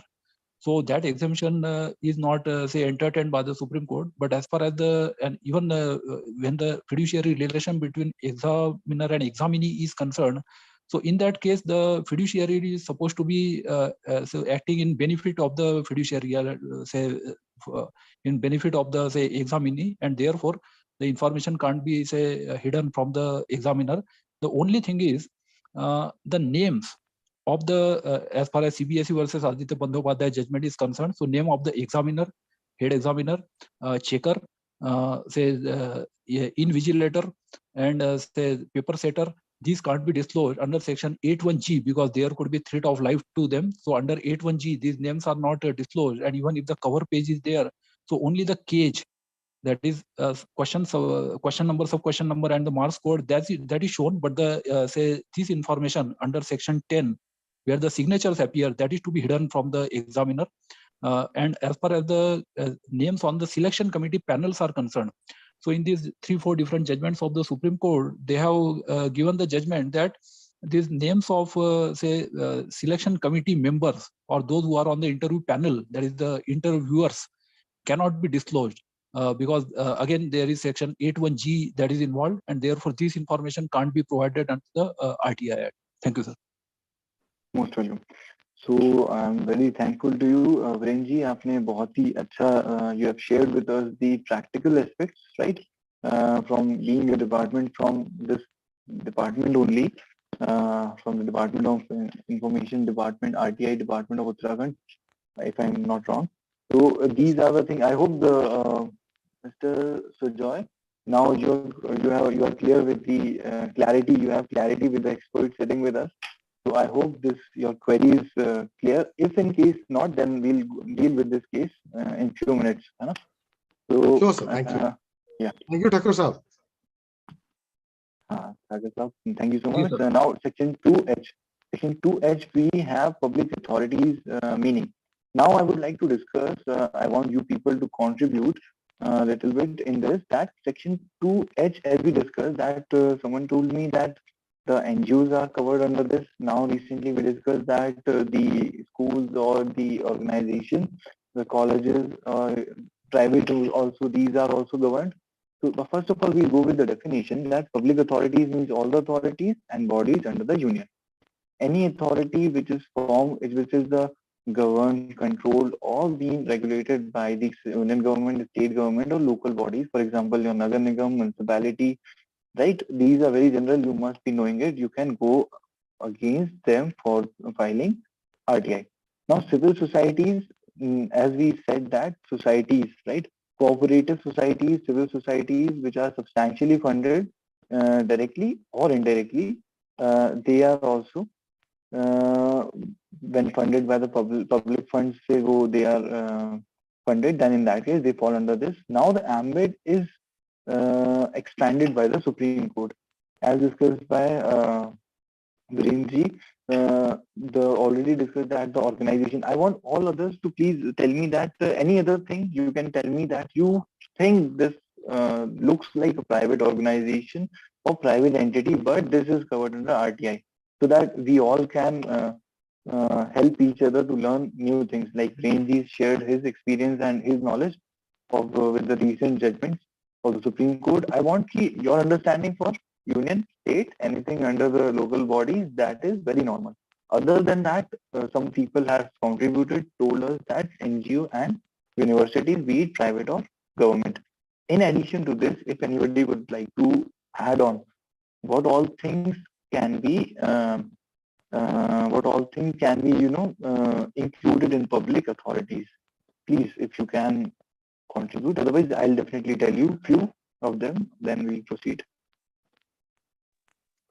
Sir, yes, sir, I would like to add to that. Under section 2H, actually, there are two important judgments of the Honorable Supreme Court. First is the Thalapalam Service Cooperative Bank. So in that case, this substantially funded matter was raised, and this cooperative banks, state of Kerala, were held not to be public authorities under RTI Act. That means they do not come within purview of RTI. So that is the first case, that is Thalapalam Service Cooperative Bank. So the cooperative banks formed under that state act were held not to be public authorities. Another one is this, what you have already told, that is actually DAV Public College case, AGO case of 2019. So in that case, it was held that Supreme Court has discussed in detail what is substantially funded. So they have said that the amount is not important, but whether that organization can survive without those government grants or not. That is whether that grant is say more than 50% or not more than 50%. That is not a consideration. That is whether it is majority share or minority share. That is not the consideration. But whether if it say amounts to several crores of rupees. So there was an interesting case of Uttarakhand Information Commission that was related here to DAV, Guru Ram Rai Public School.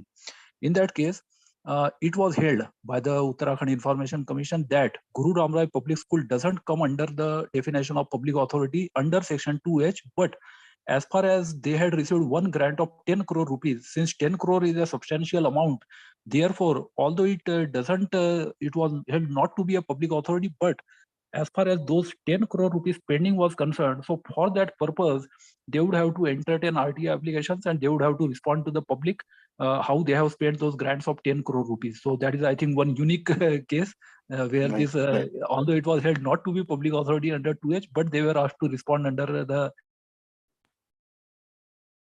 RTI Act. And as far as these private schools are concerned, so I think the law is not clear because there are different judgments of different high courts and different information commissions all over India, and there is no such matter, a leading judgment by the Honorable Supreme Court. As far as the universities are concerned, so there is a circular of UGC. If they are established by the central act or state act, then definitely they are come under section 2H. But even when they are not established, if they are recognized by the UGC under UGC Act 1956, then as per that UGC circular, they are all public authorities, even if they are private universities.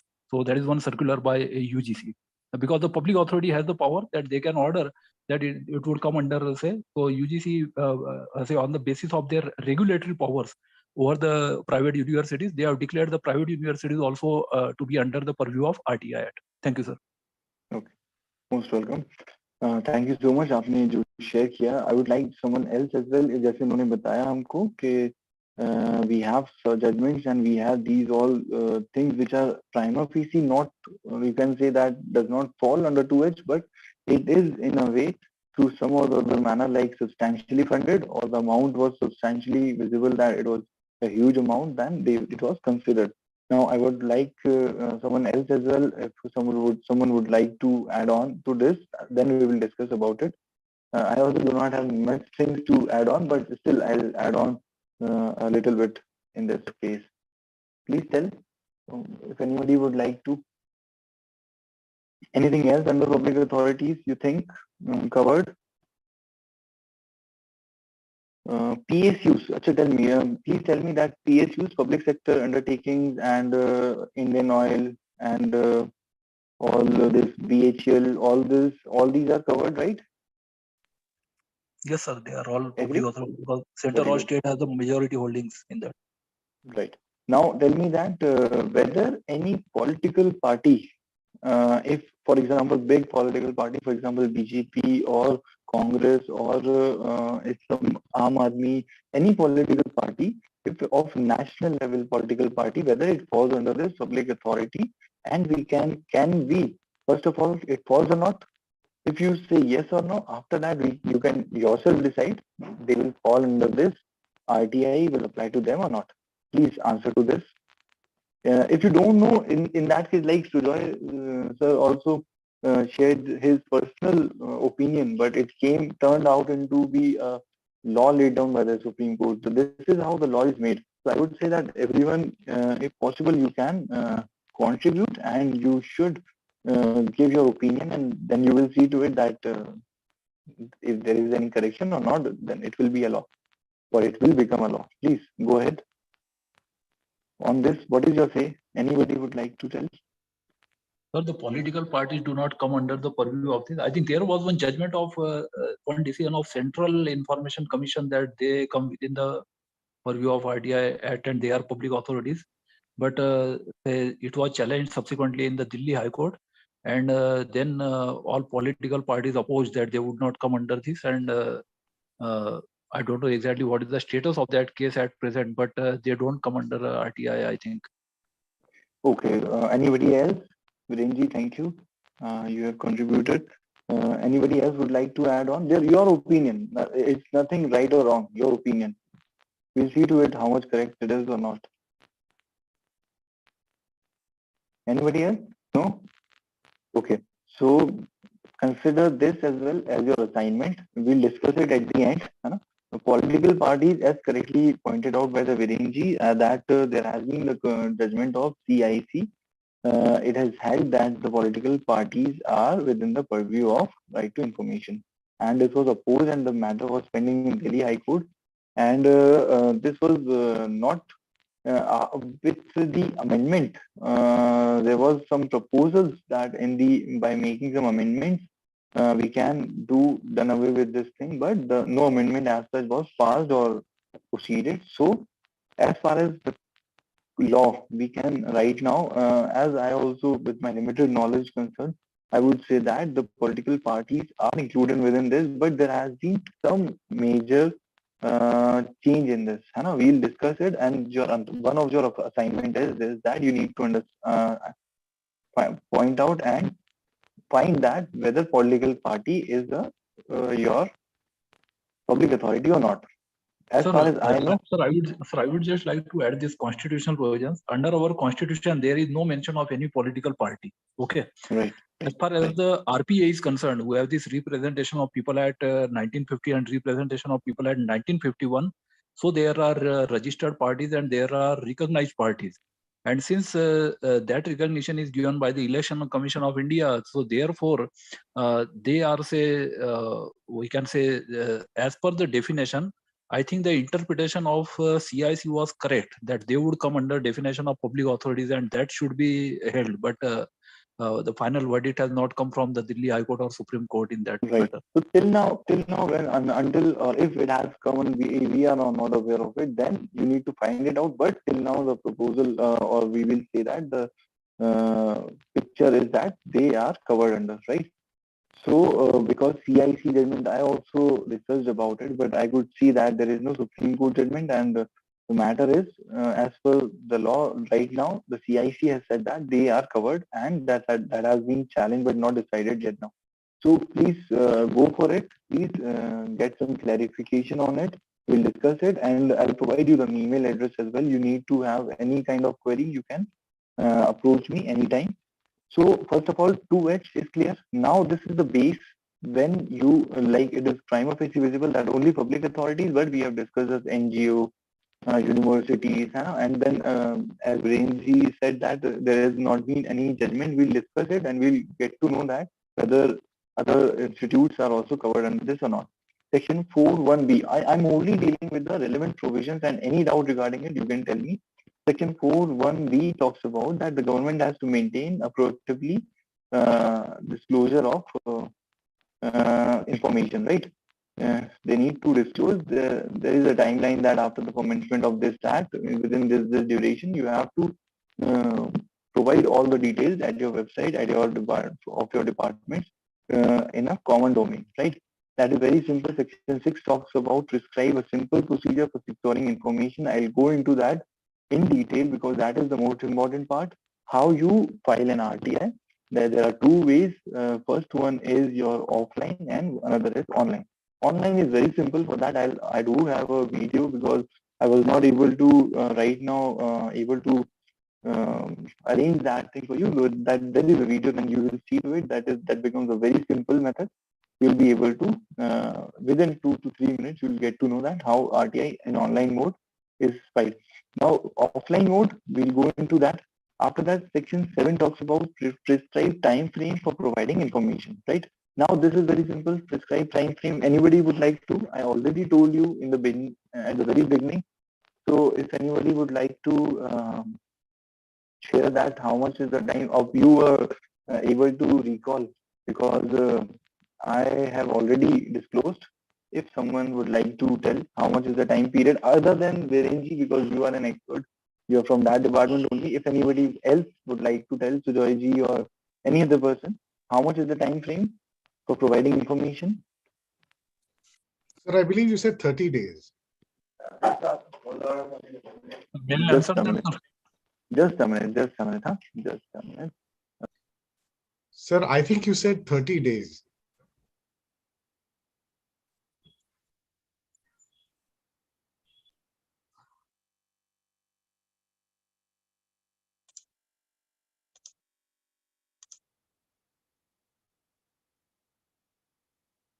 Sorry for the interruption. Please, 30 days, Sujoyji, you told me, है ना? 30 days. Anybody else? May I answer that, sir? Definitely. Renji, go ahead. Yes, sir. Normally it is 30 days. If the application is addressed to the APIO instead of PIO, then the APIO may take 5 days. So in that case, the total duration becomes 5 days plus 30 days. If notice under section 11(1) is given because of exemption claimed under 81D, E or J, then if notice under 11(1) is given, then the 10 days would be added, and the time for response will be 40 days instead of 30 days. The 10 days are added because 10 days are given to the third party. As far as say if there is matter related to life or liberty, so in the cases related to life or liberty, the 7(1) proviso applies, and in that case the time limit is 48 hours. So normally such type of cases occur in hospitals and police stations where matter of life and liberty are concerned. And as far as section 24 is concerned, so in that cases, if say there are corruption cases and human rights violations, so there is time limit of 30 days and 45 days, and that information too will be given only after an order of the Information Commission. So these are the, say, I think important provisions. And if the application is transferred under 6(3), then in case of transfer under section 6(3), the time limit is after the application is say received by the say PIO to whom it is transferred. The 30 days are counted after the receipt of application by that concerned PIO. So these are the important say timelines that are all given in the ad. Thank you, sir. Very good, very good. Thank you so much, Virenji. You have covered almost, I don't think so that I was the most important in this, as he said, and Sujoyji, you have rightly pointed out, 30 days is the the general and the main deadline is, and these technicalities, the Virenji has told us, these are the things I would say that you people must jot it down or point it down, because when you read the whole act 2 to 3 times, then you get all these information at your tips. Otherwise, it is very difficult. So these all are the information, and many of these are the one because of he is a practical person in the field, so he is able to tell. Otherwise, being a theoretical person, it becomes difficult, right? So please note those important deadlines and time frames. Now, and please note down that 48 hours in case of, for example, in case of habeas corpus is the matter, right? for the demand, है ना? In case of the body is involved. So in that case, a person can, because the matter of life, it is very urgent. That is why 48 hours, the only 2 days time is provided. And other timelines, I would say that they are important, but mainly you need to remember that 30 days and 48 hours. 30 days and 48, and then appeal, we will see to it. Appeal also is important. That we will discuss when it comes. Now we come to the exemption part. Hai na? When you talk about the authorities covering them, the whole general idea is that these all are the authorities which fall under this purview, but in these authorities as well, there are certain information which are not subject to disclosure. Which are those? We'll discuss it, right? Now, what is that? Just a minute. This is section 8.1. Mentions that exemptions against furnishing information under RTI provides for disclosure. Acha, okay. In detail, if I need to do that, just a minute. Exemption for disclosure, right? It is there in another slide. There shall be no obligation to give any citizen any information for disclosure, which would A talks about what? Which would disclosure of which would prejudice the or affect the sovereignty, integrity of just a minute. Sovereignty, integrity of India, security, strategic or scientific economic interest of the state, or any relation with the foreign state, for example, Russia, or for example, US if we have, or any other, what is the term? I'm not able to see that. Or any lead to the incitement of offense. Okay? These are the things which are for the, which are exempted, for which you cannot seek any information, right?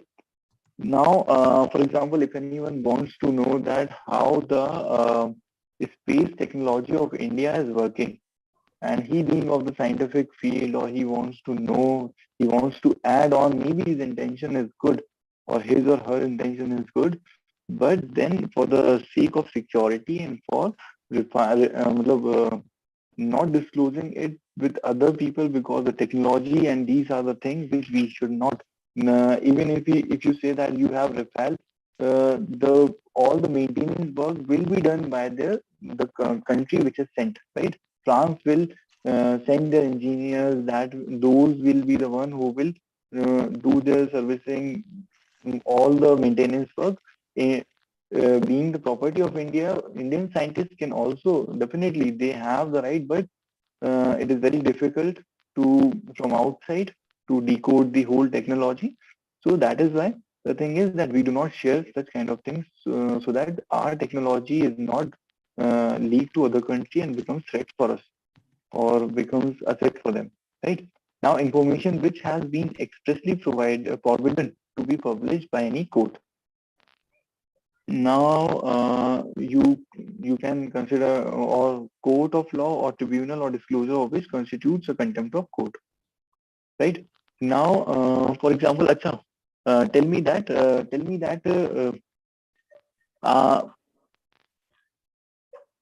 please tell me that whether the disclosure of assets of public servant as a judge, are they covered under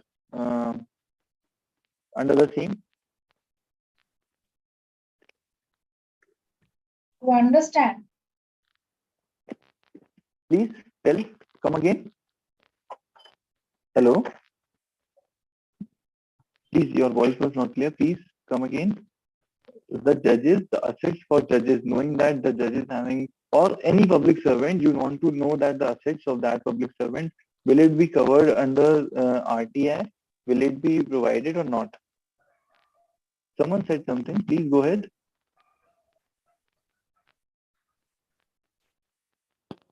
Okay. So personally, I think it should. Right. Very good. Sujoyji is saying personally he thinks, but we'll discuss the case law. Okay. With respect to this, we have a case law, and Virenji will also take his advice, because he's a person with us from the field.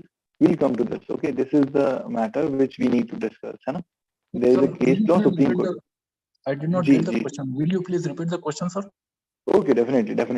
The question is whether the public servant, any public servant, for example, collector, a collector is bound to disclose his assets and his income tax return to the public as a layman. If I or any person, he or she asks, being a citizen, so will it be subject to disclosure, or will be that will be covered under Section 8 as an exemption?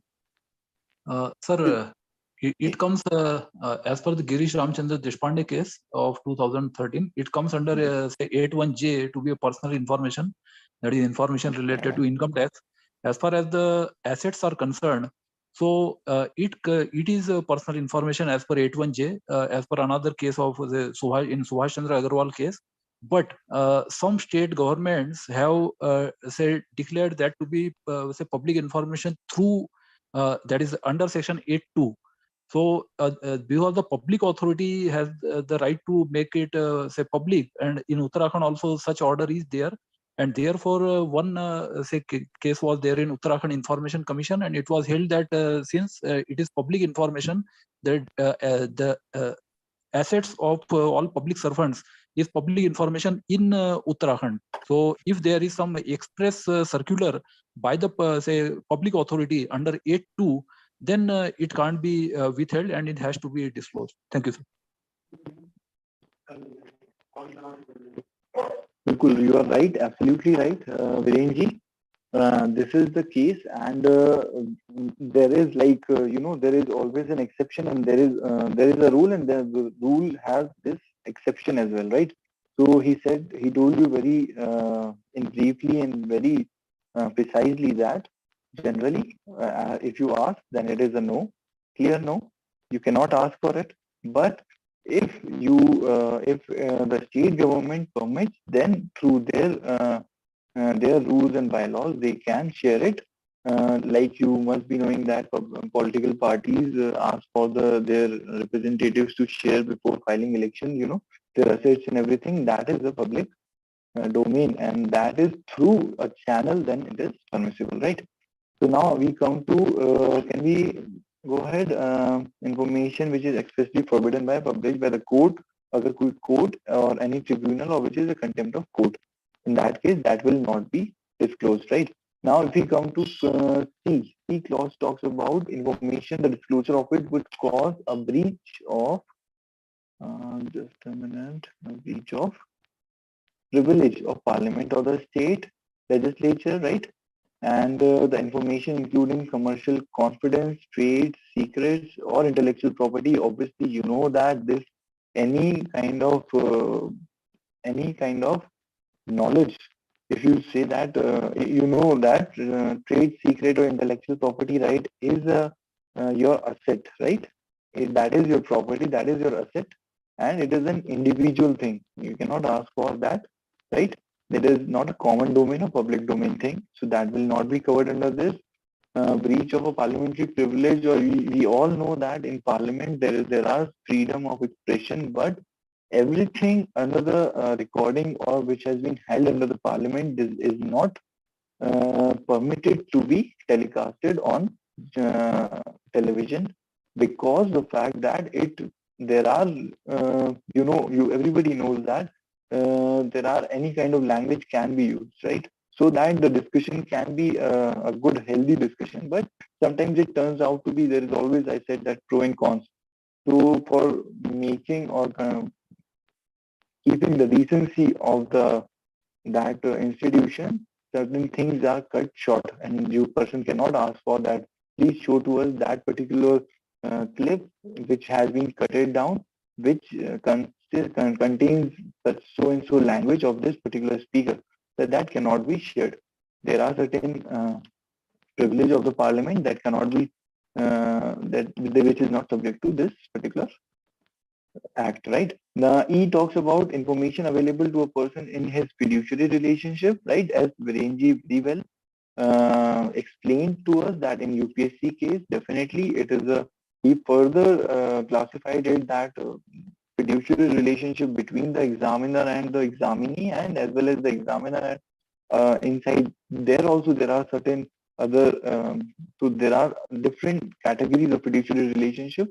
So you can only ask for your information and not for any other person, right? Now, information F talks about information received in confidence from foreign government, right? This you all understand, it is very layman, simple language, so I will not explain it. Now we go into the G. Any of the point, if you think that there is some doubt, you feel that you need explanation, we'll go into that. But in G, I see that in G, what is, it talks about G, information, the disclosure of it would endanger the life or physical safety of any person or identity.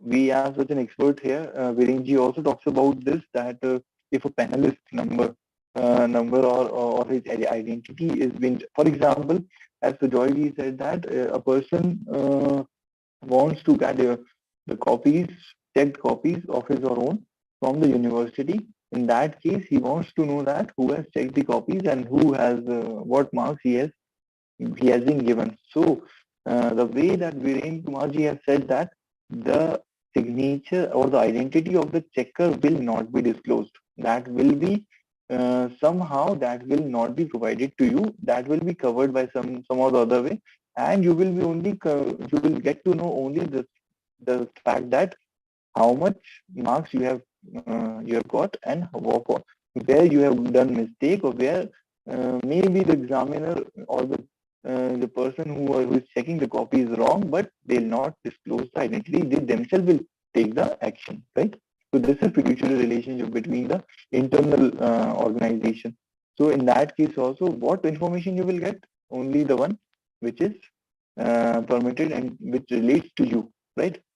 So information of disclosure would endanger the life of a person. So in that case, again, if I'm a checker, I have checked it and person thinks that I have done something wrong, then he might come directly on face to me and may take it otherwise, right? So that will never be done. The information which would, we talk about information which would impede the process of investigation, apprehension, or prosecution of offenders. Very simple information which the police gets. If anybody of you aware of that, are you aware of that particular person, what is called Mokbir? Is there any word? Mokbir, the informer, police has some informers. And anybody can tell me that the informers, the police is bound anywhere to tell the name of the informer or from where the knowledge has been gained? Can anybody, any court can even ask for, please, if you can tell me? No, sir, it would come under 81G. जान का खतरा हो सकता है किसी को उससे. Under Definitely. 81G, that would be exempted and can't be disclosed. Right. Even in under Evidence Act, I'm not able to recall the. It is under professional or that is covered under the. Yes, communication with advocate. Right, right. Communication with advocate is another thing. Section 126, 124. I think that is for any magistrate gets any information, or any revenue officer or any police officer gets any information, that person or officer is not bound to disclose the means of information, because that person is giving you. So in that case, that is the, he's doing something good. Then in that case, he is also, like you said, deserves safety, right?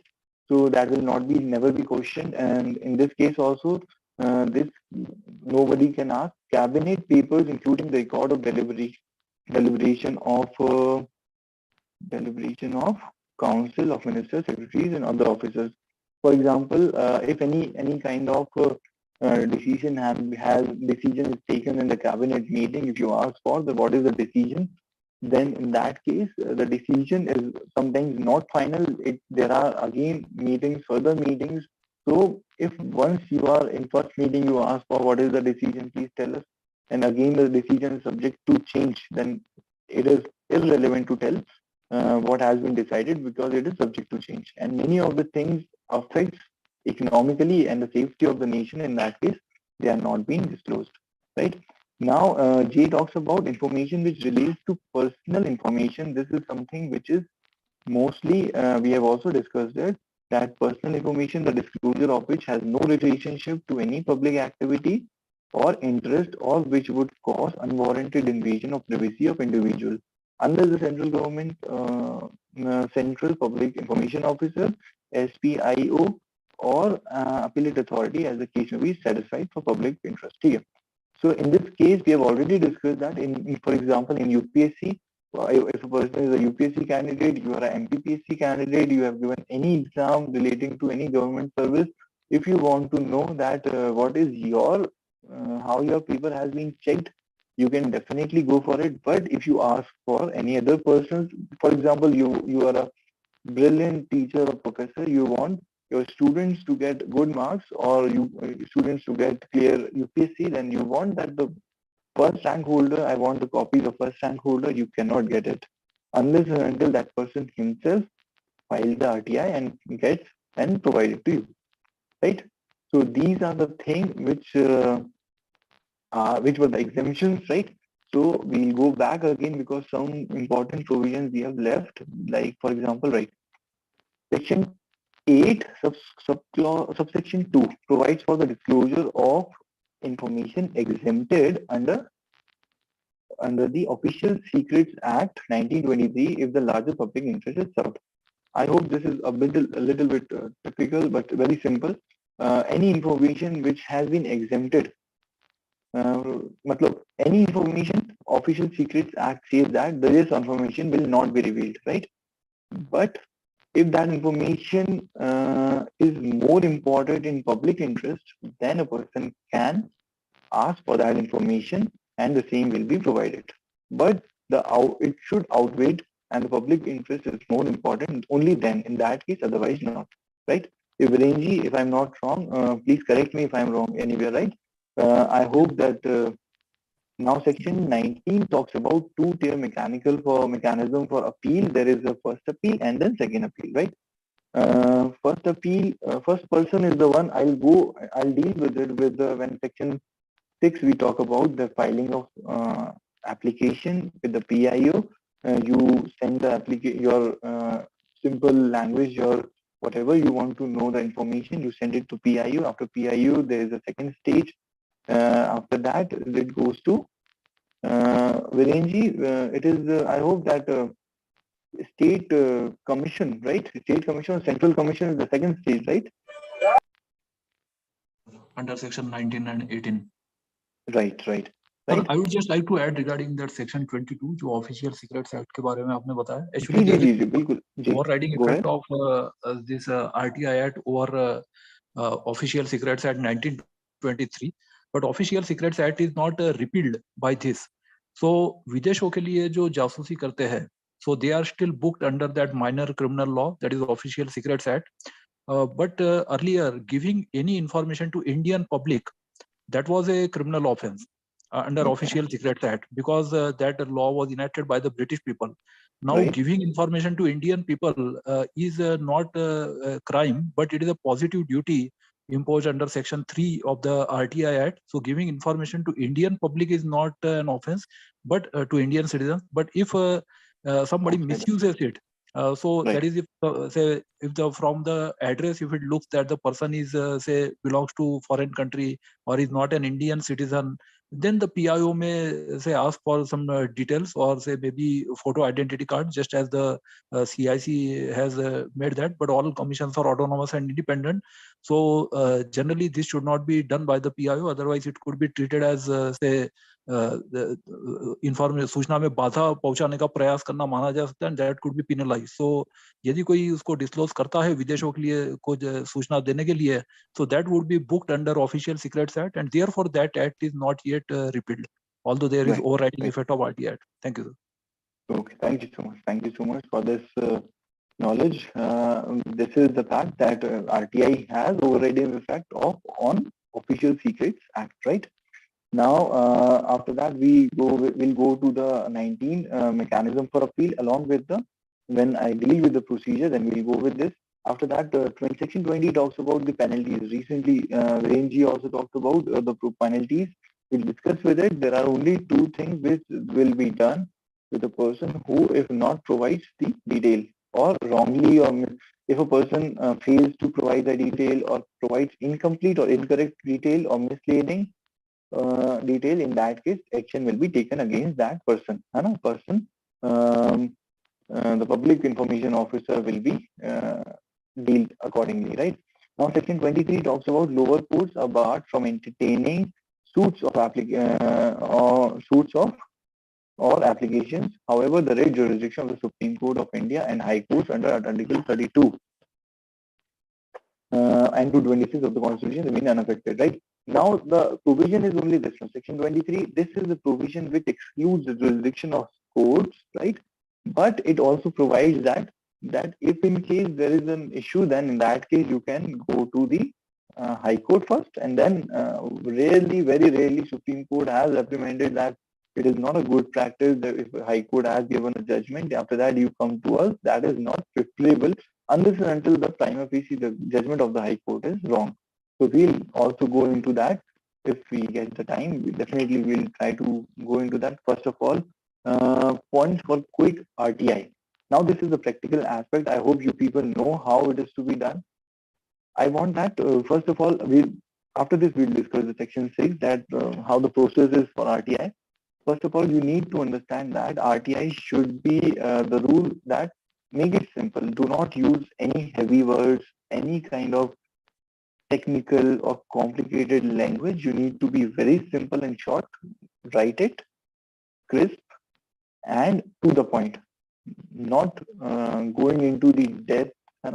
Do not write many questions. Do not ask for many questions or many areas of the information. For example, I am asking Virenji that please provide me the information from 2020 to 2022 of your department with regard to this and this subject matter. So now this would be a very vague and very general kind of, this can be rejected or this can be the ground for the information asked is, so they can take the ground that this is not clear what you want to ask, or maybe the thing is that it will take a lot of time for them to respond. So make it, divide it, classify the information you want to ask. For example, into 2020, in February, some information is required. If you think that again, I will not ask. So don't do that for a whole year. You are going to ask. There have been records that is an issue with the officer, public information officer, that they do not have internet online data with them, right? That is very difficult. I'll also ask Renji to share that it is difficult for them to physically take out the whole data, after that copying it, and after that arranging it, and the whole data is a lot messed up. So in that case, you need to give them time, and you need to understand that you should not ask for impractical things or very long duration of information, which will become a task for them. You should understand that you want something good, then in that case, you also need to understand the this particular thing, that person, another person also have to complete the task, right? Otherwise, that they will be accountable, and he'll discuss with us that the penalty is imposed on them if they do not provide it within time, 30 days. Ji Virenji, please share your experience if you want to. Yes, sir. Actually, I have handled around 700 RTI cases in my 13-14 years tenure as public information officer. In fact, I have been one of the longest serving PIO in the state of Uttarakhand before I was selected for this as RTI resource person by Uttarakhand Information Commission. So ऐसे जब बहुत लंबी application आती है, so normally the PIOs may invoke section 7(9). That is, it may say invoke this. It may disproportionately divert the resources of the organization, and they would ask the applicant to come to the office and find out या सूचना को चिन्हित करने के लिए कह सकते हैं. So this is 7(9) that can be invoked in such cases. And you have given very good points for quick RTI. I would just like to add one thing, that information should not be in the form of questions, because Central Information Commission has in a number of cases said that RTI is not about questions and answers. So सूचना प्रश्नात्मक नहीं बल्कि अभिलेखात्मक मांगी जानी चाहिए. That is it should be in the form of records. Her document का कोई नाम होता है, so it should be in the form of records. Of course, just because it is in the form of say questions, it should not be rejected by the PIO, क्योंकि हम PIO को भी train करते हैं. I've been entrusted with the task of training 10,000 officers here, that is 8,000 PIOs and 2,000 say departmental appellate authorities, and public के लिए भी हमने program किए हैं to make them aware of this section 6, 7, 18, 19, etc. तो उसमें हम उनको बताते हैं कि बहुत लंबी RTI नहीं होनी चाहिए और एक ही विभाग से संबंधित होनी चाहिए। और WH question normally should be avoided. WH means who, when, why, what, how। सो जबकि उत्तराखंड इंफॉर्मेशन कमीशन का निर्णय है कि केवल प्रश्नात्मक होने से सूचना देने से मना नहीं किया जा सकता। It should be given, that is if the answer is content within some document then those document should be given. So नई सूचना को क्रिएट करना जरूरी नहीं है, that is not actually prohibited, but it is not mandatory, so it is rather a matter of discretion under section 2F। so नई सूचना का क्रिएशन उसमें इन्वॉल्व नहीं होना चाहिए, just they would give the information as it is under section 2F। सो भौतिक रूप से वो होनी चाहिए, it should be available in material form. जैसे खानापुरम गंदैया केस है सुप्रीम कोर्ट का, उसमें भी वन से लोअर कोर्ट जज was asked about this reasons behind particular judgment. so at that time the supreme court held that there is this remedy of say appeal in a high court, and the judgment itself should be reasoned and speaking judgment. Even if it is not, then the judicial officer can't be asked to provide the reasons for giving such and such answer. So the WH question, that is who, when, why, where, why, how, these questions should be avoided. It should be in the form of records, that is say appointment letter, interview call letters, like say joining letter, transfer list, etc. So it should be in the form of record, so that it could be given. And as far as the creation of information is concerned, so it is not prohibited, but it is not even binding upon the PIO. So PIO यदि चाहे तो दे भी सकता है और मना भी कर सकता है। So it is rather a matter of discretion for the PIO in such cases. तो सूचना अभिलेखात्मक होनी चाहिए। Thank you, sir. Right. Thank you so much, Renji. As he rightly pointed out, I have missed out that point. It is nowhere written. Absolutely right that it is nowhere written, but we should avoid any kind of questions asking in RTI. You have to be very specific, and you need to say that from this particular date you tell the duration, and also the particular type. You need to recognize the department, right PIU person you need to recognize, otherwise they have to transfer from one department to another department. That is also time taking, and then you are also only the one who suffers. So one needs to, from their end, if you are doing it for a good purpose and you actually want some information, then you should be taking care of all these things, right? If, for example, people say, why my application number this and this has not been proceeded, you can say that state the reasons for not providing me the passport within this many date. Khatam.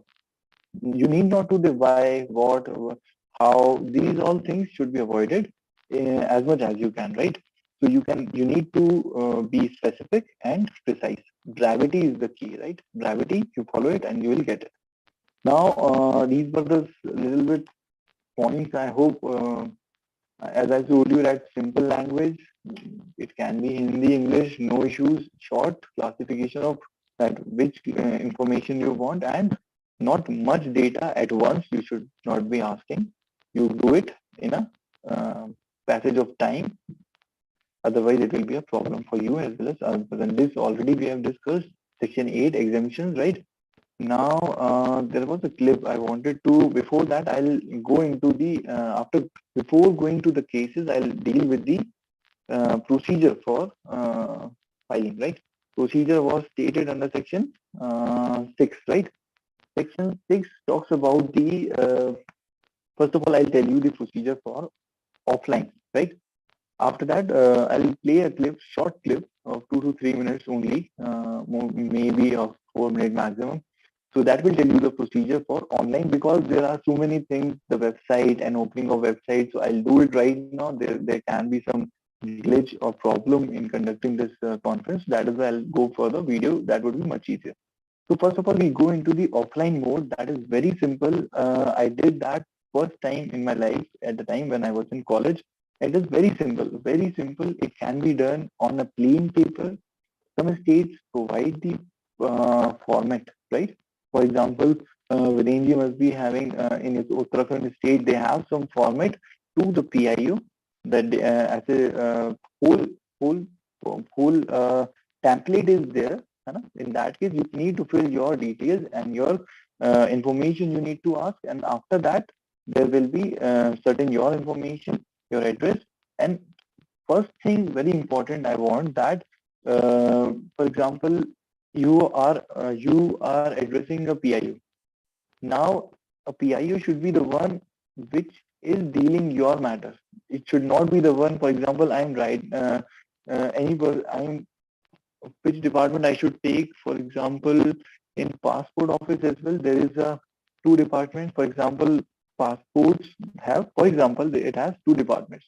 One is dealing with the initial passports of generating the passport, and another is dealing with the one which are already been uh, completed, and after that there are some issues and they are not being permitted, and there are complications, they are being stopped from traveling. So in that case, in both of the things, if there are two different separate departments, and if in case, I'm not saying there are, I'm just giving you a hypothetical situation that if in that case, if a passport office of your city has two PIOs, you need to first yourself decide that your matter falls under which. For example, my passport was not getting generated, so I'll go in the first place. If it is generated and then I was restricted from traveling, so in that case, I'll go to the second. So you need to identify first which PIU. After that, public information officer. After that, what is the address, correct address? Otherwise, one has to transfer to another, then you will suffer, and that person is also having a lot of work, right? So first of all, write PIU, then you have a right address of the PIU and department correct identifying. Make sure that you draft it in points. Do not write in paragraphs. That becomes difficult for them as well. And maybe if you write something, if I say that I am walking at night, right? So a plain simple one sentence can be interpreted in many ways by another person, because this was a very simple. So in simple language, if you write, that is very clear that I am walking. I'm forced to walk, then this is different thing. Now, if I write something and that could be understood in certain other manners or by another person, you might not get the information or you may get the wrong information. So in that case, you should not write in paragraphs.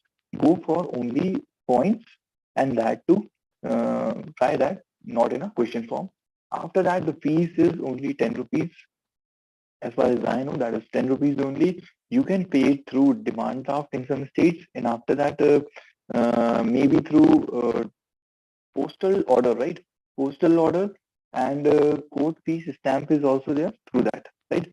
Now, if I'm not wrong, kindly correct me.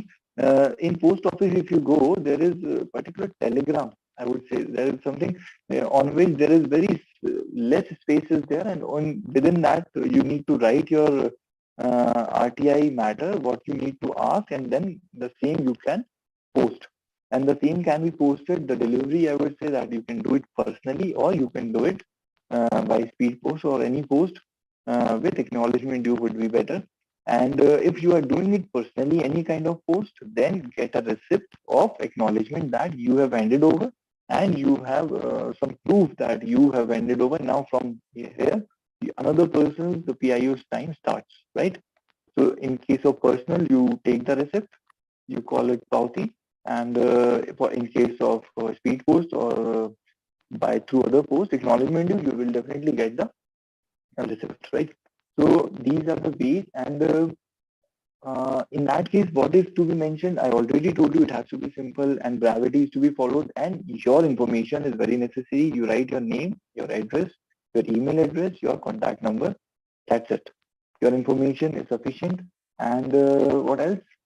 For your reference, you need to write, you need to keep a photocopy of the same if by chance, if the same is misplaced, or if a PIU has been changed, transferred, maybe it takes time more than 30 days. If you want to appeal, anything you want to do, you should have a proof that I applied for it. Now I have a right to appeal. I'll go, what is the duration for appeal? We'll go into that. So you need to have a photocopy of the same, right? I hope, Virenji, anything else? I hope I've covered most of the things. Please add on if you want. Yes, thank you, sir. Actually, इसके जो rules है, there are different Yeah. rules because it comes under rule making power of the central government as well as state government. So Right. different states have got different rules as far as payment is concerned.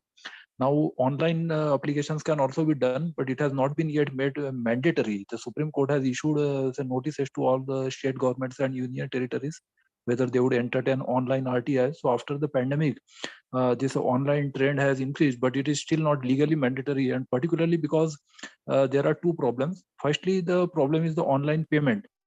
So online Right. payment like e-stamp paper, etc. of 10 rupees is now available. So that is very easy and convenient. As far as the deadline is concerned for providing information, so that 30 days remains. So there is not much advantage of saving say 2 or 3 days just by say avoiding say post or say speed post or registered post. So it is not, that's why many people prefer the written communication rather than the online applications, but it has not yet been made legally mandatory, but it is left to the say discretion of the public authorities. So those who entertain, for example, even some information commissions have implemented this online filing of complaints under section 18 and second appeals under section 19(3). So in such cases, these online applications can be done.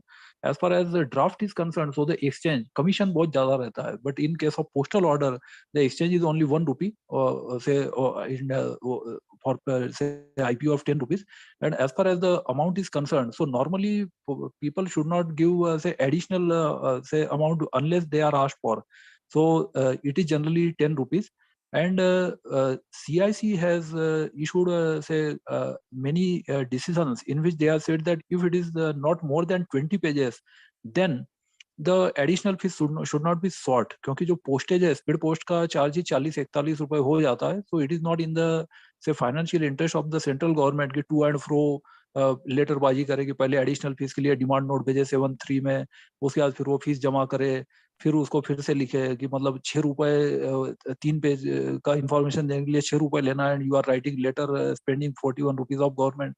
So that is not advisable. So generally we say train the PIOs not to resort to such unnecessary expenditure. तो 15-20 page का है तो दिया जाना चाहिए. That comes under discretionary power of say PIO. And generally advance यदि कोई देता है, then the PIO should not refuse that. That means and then they have to keep all the accounts also in their say the different pro formas that are there. For example, in Uttarakhand, we have this Chief Secretary GO dated 22nd March 2006. So under that, the PIOs have to maintain different say registers, PIO, Appellate Authority, as well as the APIO, Assistant PIO. So these are to be maintained in form 1, 2, 3 respectively. So these registers are to be maintained, and that also contains all the account details, that is of additional fees received.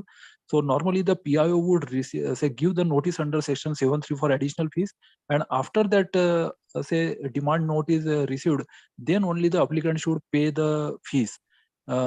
Secondly, कितना time में वो पे करना है, so the law is not clear about it. CIC has stated that normally it should be deposited within 1 month, 30 days में जमा किया जाए. But again, because all commissions are autonomous and independent, so there is not say uniformity in this.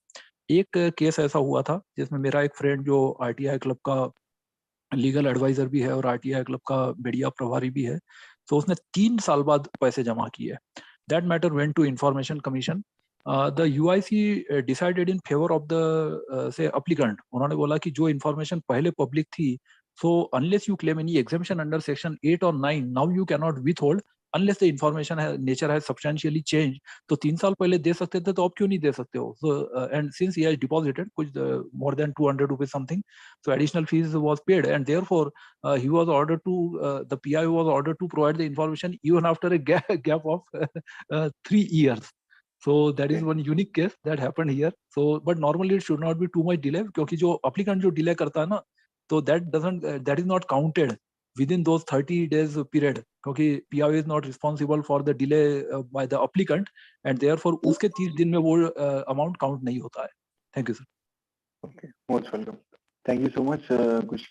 Viren ji, I think I have one doubt that you are saying that if the delay is caused by the applicant, then the 30 days limitation period will not apply, right? Will apply, but in that case, उसमें ऐसा होता है कि if the demand is asked for say after 7 days, okay, So in that case, after the fees is deposited, the PIO has to provide information within 23 days. If the say additional fees is sought after 10 days, then after the fees is received by the PIO, he will provide under 20 days. If it is sought, for example, say after 15 days, then after receipt of additional fee by PIO, he will have to provide under 15 days. And after if he seeks the additional fees after 25 days, then as soon as the fees is deposited, he will have to provide the information within 5 days. And our Chief Information Commissioner, former CIC NP Napalchal Saab, he had observed that many PIOs are in the habit of writing this additional fees demand on the 29th day. So this should not be resorted to. इसलिए फिर GAD General Administration Department, which is the nodal department for implementation of RTI in Uttarakhand, तो उन्होंने बोला कि this should not be, this is a bad practice. और अभी जो उत्तराखंड के जो rules बने हैं state नियमावली, so in that rules of 2013, they have prescribed that as far as possible, this should be additional fees should be demanded within 7 days. क्योंकि बहुत ज़्यादा delay करते हैं, applicant gets disturbed. वो सोचता है कि मुझे इन्फॉर्मेशन मिलेंगी और फिर 20-25 दिन के बाद बोलते हैं कि एडिशनल पैसा जमा करो, तो उससे वो डिस्टर्ब हो जाता है and that gives right to unnecessary say animosity and litigation. So this should be say avoided. It is not a good practice. So जो भी है पेजेस शुड बी कैलकुलेटेड, और कैलकुलेशन यदि नहीं हो सकता है then in such cases उसको निरीक्षण के लिए 7-9 should be invoked and then he should be called to come in the office and सूचना चिन्हित करने के लिए कहा जाना चाहिए कि if it is difficult to identify or if it is difficult to count or if it is too much voluminous. एक केस मेरे पास ऐसा आया था कि 2006 से अब तक जितने भी खरीद फरोख्त की है सभी सूचनाओं की से टेंडर नोटिस से लेके वर्क ऑर्डर सप्लाई ऑर्डर तक की संपूर्ण पत्रावलियों की संपूर्ण प्रतिलिपियां. In that case, I have there are around 400 files and there are around 200 pages in each file. तो 80,000 रुपए तो एग्जैक्टली मैं मांग नहीं सकता था, बट मैंने बोला कि जो भी लेना है all information is public and you can get what ever information you want at the rate of 2 rupees per page. So that communication has to be done within 30 days. Otherwise फिर उसमें problem हो सकती है. और एक case ऐसा भी हुआ था in which I think CIC had ordered 1.5 lakh pages free में देने का भी एक ऑर्डर हुआ था. That was I think when RTI Act was very new, शायद 2006-7 के आसपास का केस है. So these types of cases happen. Thank you, sir. Okay, most welcome. Thanks for sharing. See, we all learn from each other, and even from the field. So I believe that there is learning never stops, right? So we need to learn from each other and never shy from asking. It's very good. I believe that it's good to learn. And thank you so much, Virenji. And I would proceed further that. Sir, can I ask a question? Definitely, Sujoy, please ask. Sir, you had said part of the information can be revealed, part cannot be revealed. No, in the case of an institution, you said, which is receiving funding, there are some institutions which are partly funded. You had given an example of the DAV issue, right? Mm-hmm. There are many so the RTI has to be asking information about the fund given by the government. Can you ask a question for information about the fund which is not given by the government? Okay, for example, there are institutions which get 80%, 90%, some get 95%. Right. May I answer that, sir? May I answer that on the basis of the DAV public school case? Go ahead, Virenji, you can. Yes, sir. So इसमें sir actually there are 4 things. इसका जो dissection किया है, what the Supreme Court has stated, public authority, this provision reads like, public authority means any authority or body or institution of self government established or constituted a by or under the constitution. So संविधान के तहत जो भी चीजें आती है, means executive, legislature, judiciary. So all these 3 wings, and that includes say UPSC, even finance commission, etc. All these are there. AC commission, ये भी constitutional हो गया है. Like that. Second is by any other law made by parliament. So state act यदि किसी का है, जैसे Institute of Chartered Accountants है, Reserve Bank of India, बहुत सारे से NHRC है, it is made under this Human Rights Protection Act. So like that, different acts are there. तीसरा है by any other law made by state legislature, जिसमें private university भी आती है, if it is enacted by the state law. So this is comes under clause C. Now as far as D is concerned, so there are 2 important sub clauses in this. That is by notification issued or order made by the appropriate government. Appropriate government means either central government or state government, and includes owned, control or substantially financed. So substantial finance का जो Supreme Court ने definition दिया है कि it is not related to percentage. For example किसी का 1 lakh turnover है NGO का, अब 1 लाख में से 60,000 उसको मिले हैं, then that can't be say for example said to be substantial amount. But जो डीएवी पब्लिक स्कूल वाला केस था, उसमें they inspected the information commission first inspected this say their turnover from the balance sheets etcetera, profit and loss account वगैरह, and they found that this amount is in several crores. So 5 crore, 10 crore ऐसा यदि है, then if the amount is say several lakhs or several crores, then each in such cases, even if it is minority, कि वो 44-45% है, that doesn't matter. It would be considered as substantially financed as per the law given by the Supreme Court. फिर आता है non second subclause 2, that is non-government organization substantially financed directly or indirectly by funds provided by the appropriate government. Now let us see what is the direct funding and indirect funding. For example, direct funding is where the fund is directly given to say some organization. Suppose the NGO is there and NGO gets certain grants. Second is called indirect funding. Indirect funding में क्या होता है कि पैसा नहीं दिया जाता but business दिया जाता है. For example, जैसे कचरा साफ करने वाली गाड़ी है. Now say that collects say from door to door the solid waste material from all the houses. So government has given that contract to him. So government is not giving any grants, but government has given the business to that. So that would become under indirectly financed.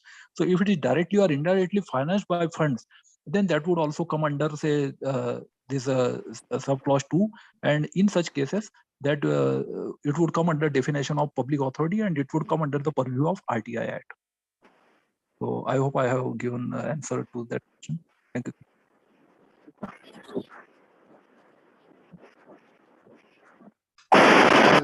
And foreign funding, sir? There is now a lot of talk about foreign FDI. funding area, so that would come actually under sir FCRA, Foreign Contribution Regulation Act. So foreign funds can't be received without permission from say RBI. Otherwise, that would come under scanner from the ED, Enforcement Directorate. So FCRA में वो आ जाता है, and that is looked after by the Enforcement Directorate. So without permission from RBI, no NGO can receive foreign funds. Otherwise, that could be amount to criminal offense also. Thank you. Thank you.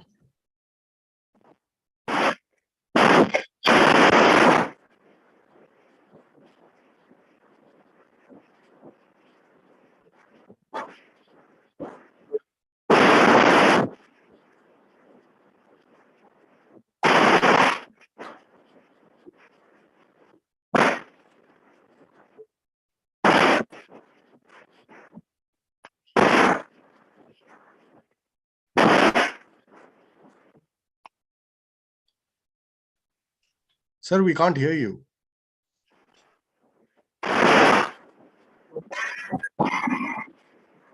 No, sir. अभी भी नहीं आ रहा.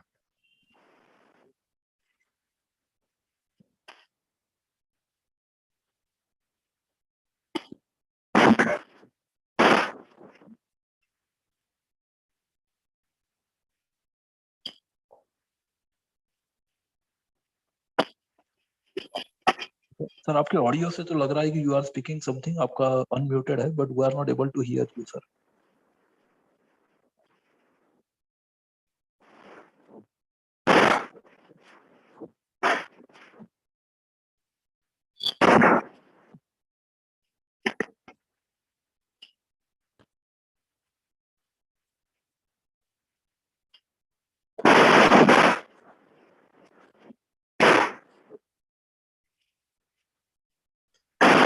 Not audible.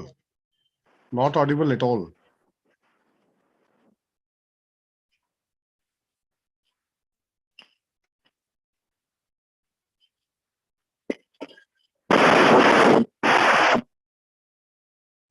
Noise आ रहा है sir, आपका volume settings देख लीजिए and there is some noise although you are unmuted, but we are not able to hear you sir.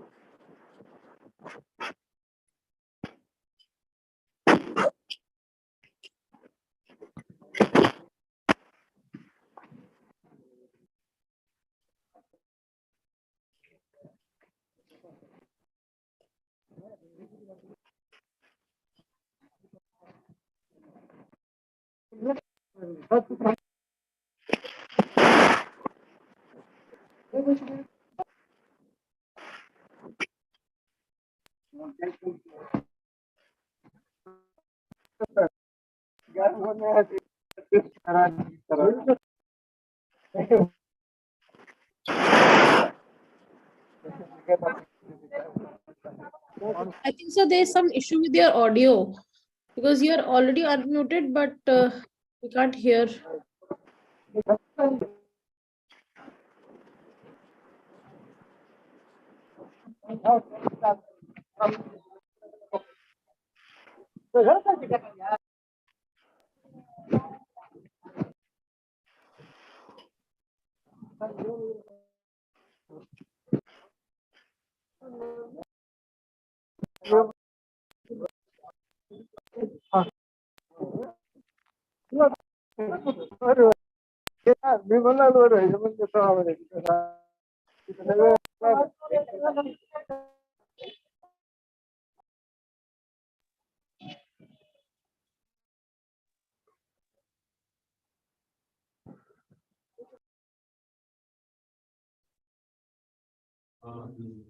Sir, you could try disconnecting and connecting back again.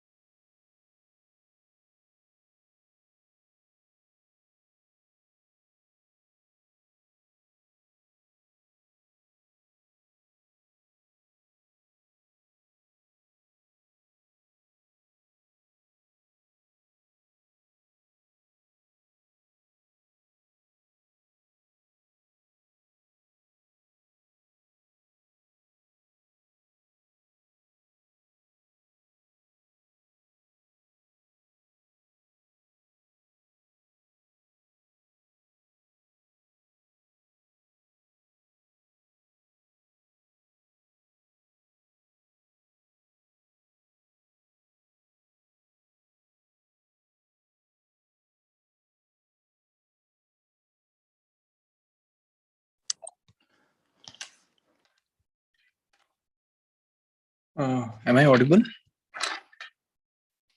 Hello, Yes. everyone. So you're audible now. Okay, I'm really sorry.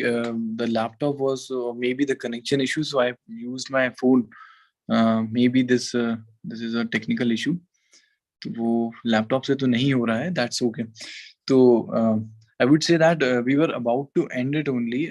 It's only मैं चाहता हूँ कि आप लोग को छोटे से कुछ जो ऑलरेडी हम लोगों ने केसेस डिस्कस कर लिए हैं, उन्हीं केसेस के ऊपर हमें जाना था. मैं आपको जो लिंक है और जो भी कुछ है उसको मैं एक बार ऑफलाइन हमने डिस्कस कर लिया है. ऑनलाइन के अंदर बहुत ही सिंपल है. आपको मैं वो बता दे रहा हूँ, वेबसाइट rtionline.government.in. इसके ऊपर आप जाएंगे और जाने के बाद वहां पे आपको करना है. आप जैसे भी किसी फेसबुक या किसी भी बहुत नॉर्मल सा एक डिटेल्स मांगता है, उसमें आपको डिटेल्स डालें और उसके बाद में आप जब एंटर हो जाएंगे तो उसके बाद में left side corner most top में आप जब देखेंगे तो वहां पे आएगा सबमिट एप्लीकेशन. तो जब आप वहां जाते हैं तो आप सबमिट एप्लीकेशन करते हैं. उसके अंदर आपको अपना जो पीआईयू के लिए जो डिपार्टमेंट है, जो आपकी क्वेरी है, सबसे पहले आपको चूज करना पड़ता है. For example provident fund. आप प्रोविडेंट फंड के लिए अगर आप आरटीआई फाइल करना चाहते हैं डिपार्टमेंट में, तो आपको सबसे पहले जाना पड़ेगा. ये जानना जरूरी है कि कौन सी मिनिस्ट्री में ये आता है, राइट? तो किस में आएगा ये? Anybody would like to tell?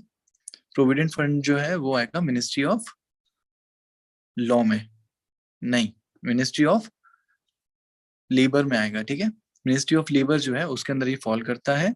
उसके बाद मिनिस्ट्री आप चूज करेंगे, फिर आपका डिपार्टमेंट चूज करेंगे, फिर उसके बाद आप पीआईयू, और उसके बाद आपको डिटेल्स लिखनी होंगी कि आपको क्या रेलेवेंट इन्फॉर्मेशन चाहिए, और फिर आपकी जो पर्सनल डिटेल्स होंगी वो मांगी जाएंगी, वो आपको देना है. ऑनलाइन पेमेंट का हमने देखा, वीरेंद्र जी ने भी बताया कि ऑनलाइन पेमेंट मोड का रहता है वहां पे, हम वहां उसको अप्लाई कर सकते हैं, लेकिन इस सारे डिपार्टमेंट्स में अभी अवेलेबिलिटी इसकी नहीं है, राइट? सो हम इस चीज को देखेंगे कि हम अभी सारे डिपार्टमेंट में इस तरीके से नॉलेज एक्वायर नहीं कर पाएंगे, लेकिन मोस्टली और काफी सारे डिपार्टमेंट्स अभी आ चुके हैं ऑनलाइन प्लेटफॉर्म पे. और जब भी मैंडेटरी हो जाएगा या तो बहुत टाइम में हो सकता है कि बाय डिफॉल्ट ही ये आ जाएगा बहुत जल्द. तो इस तरीके से आप उसमें फाइल कर सकते हैं, उसमें अपना कंटेंट लिख सकते हैं. उसके बाद उसको आप जैसे सबमिट किया जाता है एप्लीकेशन, वैसे सबमिट करेंगे. और बहुत ही सिंपल प्रोसेस है, इसमें ज्यादा कुछ भी नहीं करना है आपको, है ना?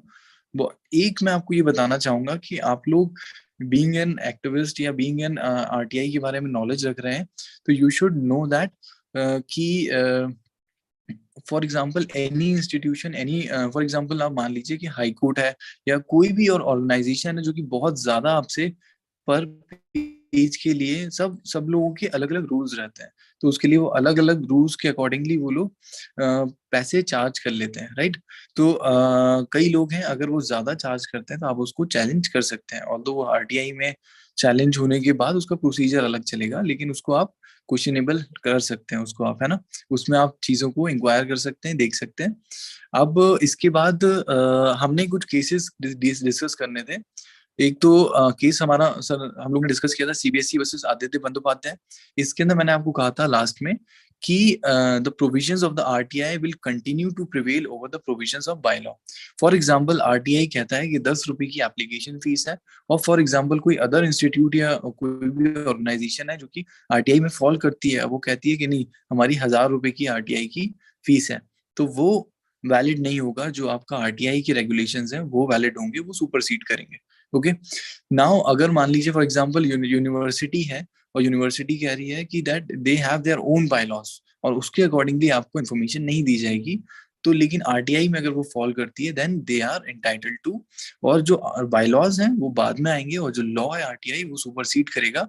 और इसी केस में सुप्रीम कोर्ट ने जो पिटीशन थी that was filed by public authorities, उसको डिसमिस किया था. और ऑनरेबल हाई कोर्ट जो है आपका कैलकाटा हाई कोर्ट, उसका जजमेंट अपहेल्ड किया था कि जो भी आंसर बुक्स हैं जो कि फॉल करते हैं with in the ambit of this RTI, तो वो जो है the body is has to disclose the information unless and until वो कैटेगरी जो सेक्शन 8 की हमने डिस्कस करी उसमें फॉल करे, और उसके बाद में वो उसमें एग्जामिशन में फॉल कर जाए तो अलग बात है.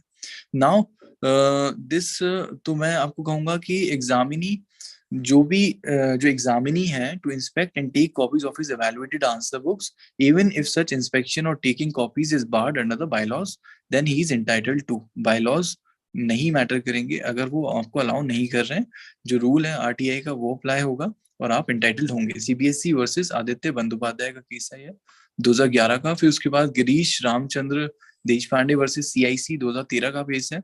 इसके अंदर जो हमने बात एक निकाली थी, इसमें यही हुआ था कि जो all the information being requested including the memos, punishment, assets, income tax returns of the public servant, जो कहा गया था कि आपको देना है, तो it was set and decided by the Supreme Court that this is not under the purview of RTI। ये उनकी पर्सनल इंफॉर्मेशन में आता है, इसलिए हम इसको इसमें कवर नहीं करेंगे, राइट। अब इसके बाद हम आते हैं अगला case law Karnataka. Sir I would like to add one case जो आपने अभी बताया ना, CB versus Aditya Bandopadhyay case. इसमें एक कंटेम्प्ट केस हुआ था 2016 में, and CBSE was charging 500 rupees from this 10th class students. तो सुप्रीम कोर्ट ने उसमें कंटेम्प्ट नोटिस इशू किया और सीबीएसई चेयरमैन को सुप्रीम कोर्ट में माफी मांगनी पड़ी कि हम 500 रुपीज चार्ज नहीं करेंगे, और जो एज पर आरटीआई का जो रेट है 2 रुपीज पर पेज, उस हिसाब से ही चार्ज करेंगे। So it has the overriding effect that is upheld by the supreme court of India in that contempt case in 2016। Thank you sir. Okay, thank you so much, very good. ये जो चीज थी इन्होंने add on किया, तो मैंने आपको बताया कि अननेसेसरी अगर कोई चार्ज कर रहा है आप उसको चैलेंज करिए, उसको आप क्वेश्चन करके उसको आप स्ट्रक डाउन करा के इस पे वापस ला सकते हैं। फिर हमने आगे जो मैं केस की बात कर रहा था, Karnataka information commissioner versus PIU 2013।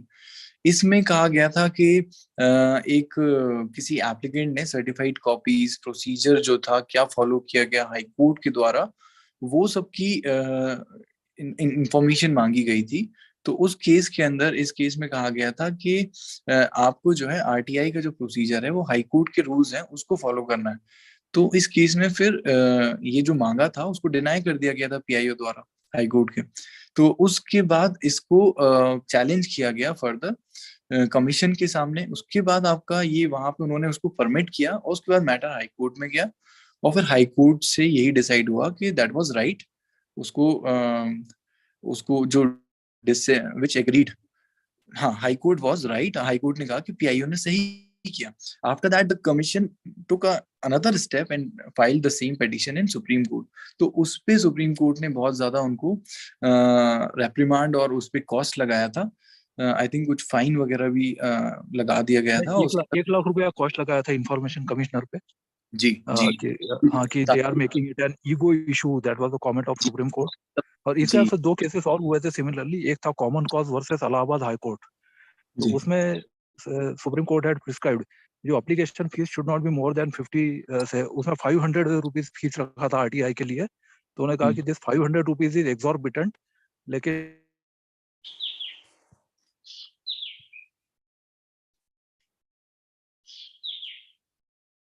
आपकी आवाज मुझे ही नहीं सुनाई दे रही है कि बाकी सबको भी नहीं दे रही है? Yes, sir is not audible now. Okay, उनका नेटवर्क। हेलो, हाँ, आ जाइए। नेटवर्क की प्रॉब्लम होगी। तो उसमें तो common cause versus Allahabad high court case में सुप्रीम कोर्ट हेल्ड दैट ये जो फीस है वो 500 रुपीज नहीं हो।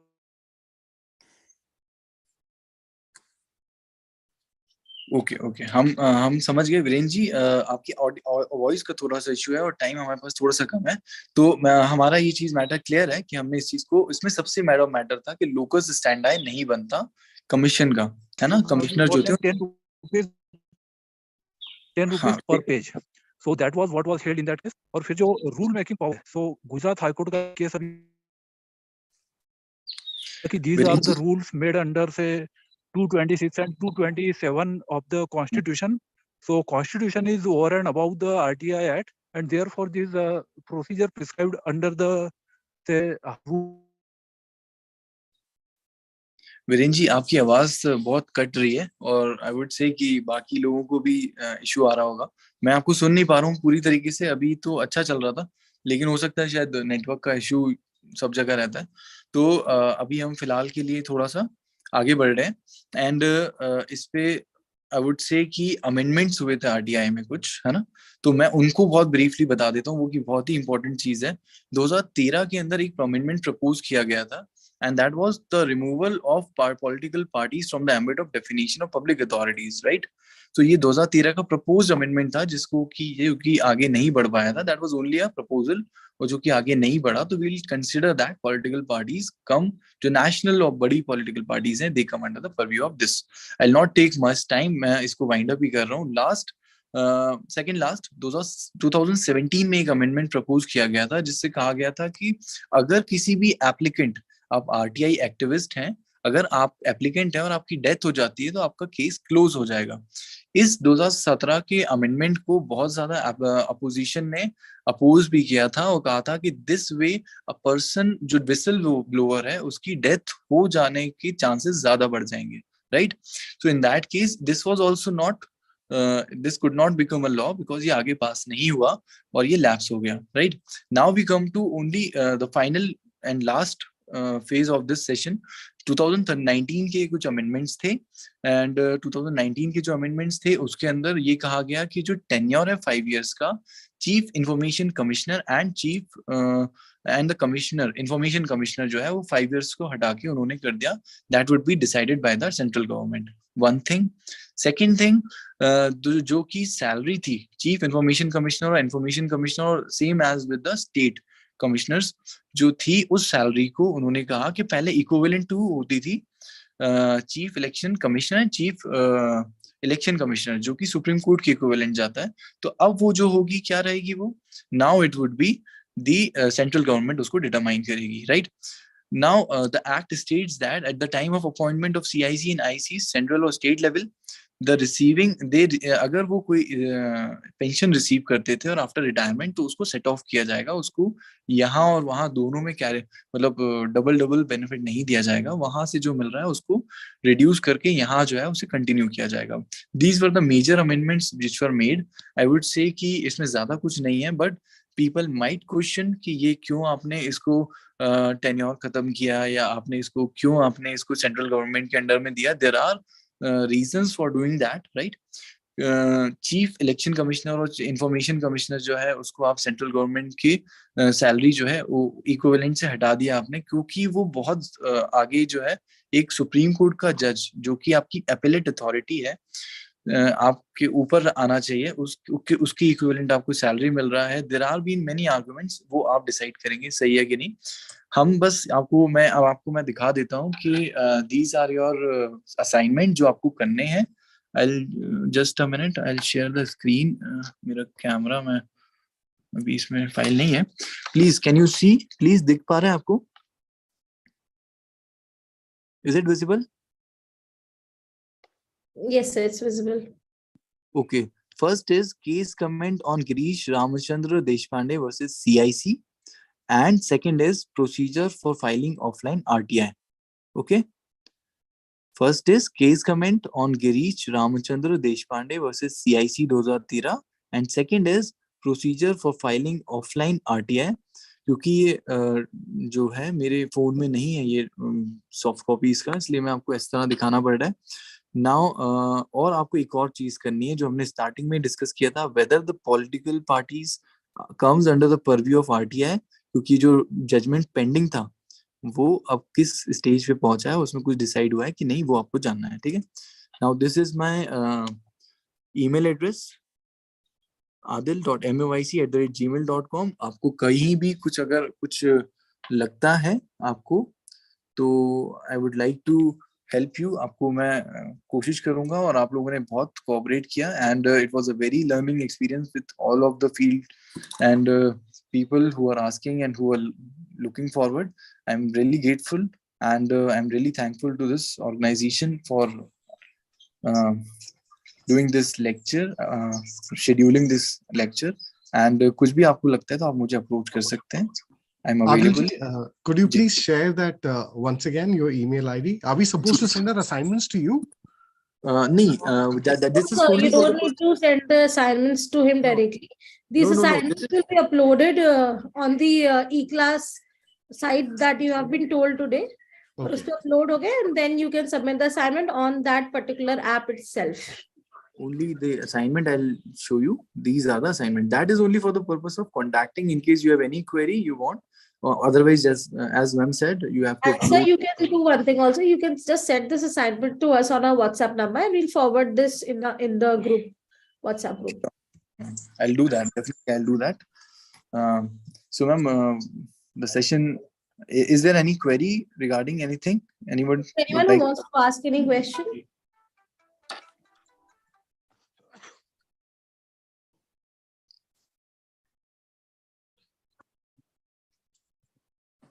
Okay, so I would say, ma'am. Sir, one last thing. Once again, I'm sorry to interrupt. The first one is that you asked us to have that assignment. The second one was about the political party, sir. What is it? Yes, whether the political party, political party of national importance comes under the purview of RTI. Okay. You have to give the status. You just research on it and get clarification that whether it comes it or not. And reasons behind that, what are the reasons? Because CIC has given a whole full-fledged judgment on this, that they should come under and they are coming under till now. Now, you need to get the current status, because as far as I have done it, it is they do come under, right? So you need to see the reasons why they come under, and that's it. Okay, okay, sir. Thank you. Okay. Most welcome. Most welcome. Ma'am, hand over to you. Thank you so much, sir, for such an interactive session. It was indeed our pleasure, as well as all the participants. So thank you so much for coming and gracing the occasion. So participants are informed that again we'll join tomorrow for the new session and at 4 p.m. Okay. So thank you so much, sir. Most welcome, ma'am. Sorry for apologies for the technical glitch. It's okay, sir. It's okay. No issues. Thank you, sir.